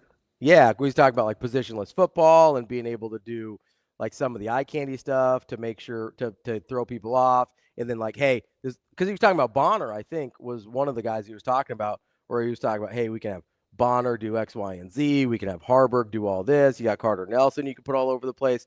I think he was in the offseason. Which, by the way, my partner in crime let me know to Sam's interview. They were like, don't forget, no Bonner, no Mac Markway. Like, Nebraska had invested in tight ends. Yeah. And I was like, oh, yeah, good point. When you were talking about that, I was like, it'd be nice if they had Mac Markway. Like, but I didn't want to interrupt the thing because you were on a bigger point. But I wasn't. That was you and Sam. Then we were on a bigger point. Yeah, I was listening. It's fun. It's also why I waited for the defensive line weight rebuttal because I was like, I don't want to derail this whole thing right now. But like the Mac Markway being on this team is a much different situation. Like it just is. If you have Luke Lindemeyer and Mac Markway healthy and on this team, like this looks a lot different, I think. Because you can do some interesting things with those guys. It's fascinating. Listen, it happens, right? Yeah. You got to adjust on the fly. Who do you think they send on the road this week? Oh, to go recruit? Yeah. Because I just Who's know got how their best relationship with Ahmad Hudson and Amir Brown? So that means Sat's gone. That means Bartell's probably gone. Yeah. Huh. I don't know. I think they're trying to. But you do want to steal like 3 extra days of prep time for Penn State. Yeah. Yeah, sure. I don't know if today's a true. Are they sticking with today as a true off day? As much as they do with any, maybe. It's not like they ever have a lot of real off days. I know. I asked. They're always working a little bit. I was on their own a lot of the time, right? A lot of the guys just go. I was having a moment in my element. Benny Mack and I looking at grass, and one of the players came up from behind and gave me a hug, like a hug. And I thought it was Caleb at first because, I mean, there's only a handful of people that would do it. And I looked up and I was like, oh, man, what's up? I said, how you doing? So we were talking. I was like, hey, I apologize for waking you up on the plane. Everybody was – I kind of fell victim to – I wanted to say hello because I typically don't talk to those guys. Like I walk by But Nada was on the flight, so I wanted to go say hi to him. Mm-hmm. And I had to pass some players. So I was like, man, they're like, hey, did you see your boy? He's knocked out already. We haven't even taken off. And somebody made a funny joke about him not taking any days off. Like, well, if he would have, if he'd have done what he was supposed to do on blah, blah, blah, and blah, blah, blah, he wouldn't be trying to catch up, trying to make up. It's okay to say something positive. And I was like, oh, man, he's just a hard worker. So I was like, do I? Don't I? And Pet Shock was like, man, do it. And so I tapped him on the leg, and he was knocked. I mean, which is amazing because they had only been on the plane like 12 minutes. He's just ready to go. Man, had headphones on, so I tapped him on the leg, and I leaned in. This dude looked at me like I was a stranger, GTFO. I said, oh. My bad. Get some rest, big guy. And I went and walked off and sat back down, and he gave me a hug during the game, or before the game, and I was like, man. I said, hey, man, didn't mean to wake you up, yada, yada, yada. He's like, it's been a heavy work week. We want to do this, that, and the other, and it's no rest for he just was giving me kind of a walkthrough of kind of how the week went for preparation. Right then and there, I wanted to hit RP up and be like, hey, man, I know I said hammer Nebraska. Mm-hmm. I mean hammer Nebraska. Right? Like, first down, Huskers. Because you could just tell it was so quiet on the plane, but I was afraid to say anything because I was misled at Minnesota, where I was mistaken dialed for not being able to match the juice. Nah, these guys were dialed. So the managing of the off days, you're in a routine now. So how did you use last time's bye from a preparation standpoint to continue to ramp up to get ready when you have momentum? It's something different that they're having to do that they haven't done before. They've had a bye week before, but this is different. Bye week, off the win, and a game in which is going to probably be a toss-up. How do you prepare for that? So we'll see it, and it'll be the first time that they've gone through it. Yeah, it's fascinating. I'm curious to see who they put on the road. Who did I wake up? I'm not telling. Maybe later. He was pissed. It has to be. First of all, it has to be somebody I'm pretty connected to, and it has to be somebody that has a propensity to be mad all the time. That'll narrow it down for you. I'll guess off air. Yeah. I'll take it. What was your question for me? It's not football related. That's okay. But I do want to know as a man. Okay. So I was telling this to Kyle and Ben, and so there's two things that bug me, and we just need to be better. So I didn't like the setup at the Rose Bowl. It's very old. Yes. It needs some renovations. Like, I think our chairs were from like the 80s. The seats were cracked. It's crammed. It's not great. But we had a secondary booth for Husker Vision because Kirk and Brandon and those guys, they make sure that those live feeds come back to the truck. Sure.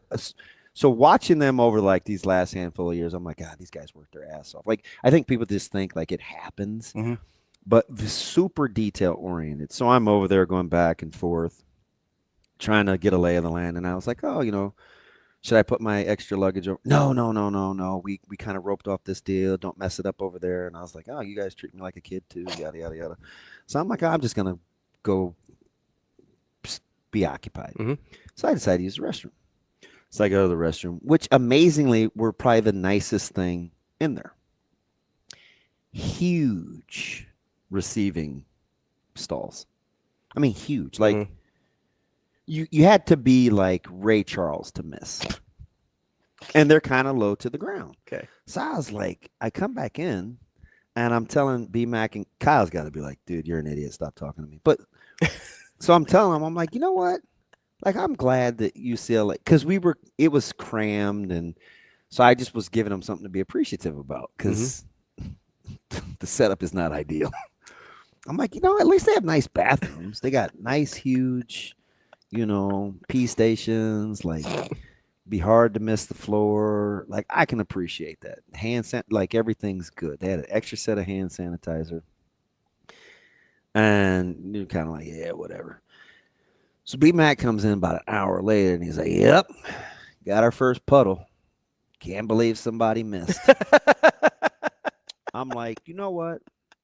It has to be intentional. Like, why do men miss when peeing? Number one, it's like 35 feet wide, the diameter. Okay. Like, you literally have to just, garden hose, fire hose that thing. Just Like, Stevie Wonder waited that to the thing. last millisecond. So I thought it was like, okay, sometimes there's some older people. It's different. So I waited. I come back in the second time to wash my face because I have a pregame routine. I want to start over. And yes, I brush my teeth in a public bathroom. It's fine. But the sink's a mess. And there's pee on the floor again. And I'm like, no, you're exactly right. There's only professionals in here. Like it's media people. It's not like fans who might be drunk or something. Most likely, right? So my question is, yeah, why do we miss? And why can't, when you wash your hands, why can't you keep the water in the sink? Why do you make it seem like you took a bath up there? So the water, I think, is a little more understandable. Do tell. Okay, so if you're washing your hands and you're kind of like maybe get a little aggressive with the scrub, then the water could theoretically splash. The other thing is, it was pooling. I don't know about the pooling, but have you not been in here? It drives me up the wall. How do you miss? The other thing is, if you're like, I'm talking about the sink, not the bathroom part. All right. The bathroom part is less excusable, and I'll get to that. But like, also, if you turn this water on too fast, sometimes it splatters. Yeah, but it's it's censored. Okay, so I can't help you there. But I think sometimes people get a little aggressive when they're rubbing their hands, so like you get a little splash. And they had cleaners coming in there every 10 minutes. So I was like, oh, can't we just help them out? Mm-hmm. But how do you miss the great big?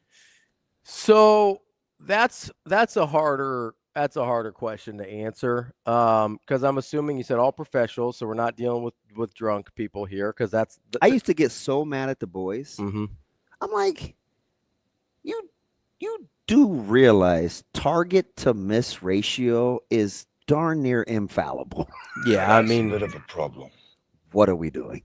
Yeah, it's pretty tough when you got like the size of the stream versus the size of the bowl. I've never seen anything that big. Dude, man. What? I was at where were we at when we did a beer house for USC for US. I was so mad because I was wearing shoes that I like. JP might be nitpicky. Walking into that bathroom, I was like, what's happening? How did this even happen? Here's the thing, JP. I'm not nitpicking like when to use a timeout in a game we won. I'm nitpicking like, how do I avoid stepping in Lake McConaughey of urine when it's darn near impossible to miss? Pissed down my leg and I injured the other leg. Ken said maybe somebody was involved in some amorous activities before the game. Bro. What? That's what Ken said. Okay, Ken. Might affect the stream a bit here. Hot Danger says some people have dribbly hoses. I get maybe there's like a prostate issue if you're like older and it it doesn't you don't get full. Am I the only dude that bothers? Because no, if it's me. You know why it bothers me? It's because I don't want piss on my shoes. Yep, that's me. I like my shoes. I have 3 pair of game day shoes. I rotate them. And I get it. I've stepped on worse probably, but this is in the most controlled of controlled environments. Yeah. There's just no reason here. So my guess. Ask Benny. Are we getting? Do you think B Mac will want to talk to us during a bye week? I think he'd be the best. In your he's got stories. I don't know. If you're I might have to put him on censor. If you're in a professional broadcast environment, you may have some older folks walking into that restroom. Yeah. Maybe we're dealing with some prostate issues. Maybe we got a weak stream. They're not used to where they need to stand. I don't know. It's incredible. I was dying to know. I'm gonna ask a bunch of men because it was on my mind all weekend. Mm-hmm. What? See, you can't ask us. Are they Alex messing with says me? It was Gardner. He wasn't very accurate throwing either. Gosh, is now the time?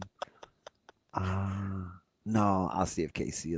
You mean how he said Iamalieva different every single time? So we can't hear. There's some other things that are interesting about that setup. I don't think it's professional to talk about. You guys would be floored. They were literally they're always close to us. Yeah. But they like the door open a ton. Mm. And again, so you can kind of like see in close proximity. Yeah. I told you I thought I was going to headbutt the guy from UCLA. I'm like, Wayne, I promise, man, I'm not trying to I literally sliver yeah. So I'm like, oh God, they can see me. I was ducking down. So was it like you get those guys are definitely interesting. There was an entourage in there. Really? Like, who are these people? Dude, your boy Scott Hugo's crooked carrot issues. Dude, he seems like I'm telling you, we're gonna have a ginger ale. Alex says, Nico, I missed the urinal. So I gotta go back but I don't watch with volume. What was he saying? He said it different every I just know time. he's extremely loud. He said it different every time. So knock it off. I swear to you. He looks sharp though. That's fine. It's just, Josh brings up an interesting point. Okay. Like JK? I almost said my job. I'm not claiming anybody. I like. He said maybe it was a Brando issue. Take that to mean what you will. Age, activities. I don't know.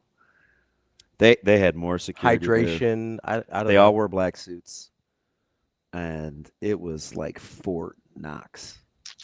Oh, Christopher says, first of all, fight on, bud. You got this. He says he's got prostate cancer right now. It's not a problem. It's an attention thing. Oh, okay. So it's intense. See, that's what I think. That's what I think. Like, why are you guys just choosing to miss? Yeah, I think it's a disrespect thing. Thank you for giving me the 10 minutes. No, it's fine. It's a fair question. I was real mad about the other day when at the bar we did post game at, because it was bad. And at least they're probably yes. I understand why in that scenario, because you got a lot of drunk people. I also do think it's a carelessness thing. Like George Michael, Careless Whisper. Take the extra half a second to line it up, man. If Mickey Mantle can hit a baseball drunk, you can hit a urinal drunk. Wade Boggs, too. Shane, you get to pick the order of our Play Fry crew this week. You guys talk about it with Ravi. I don't want anybody mad at me. We got to get into this offense and defense over the bye week tomorrow. That is the show for today. That's DB. I'm Ravi. Lulla. More Hurrdat Sports Live tomorrow. See you. Have a good day. Love you.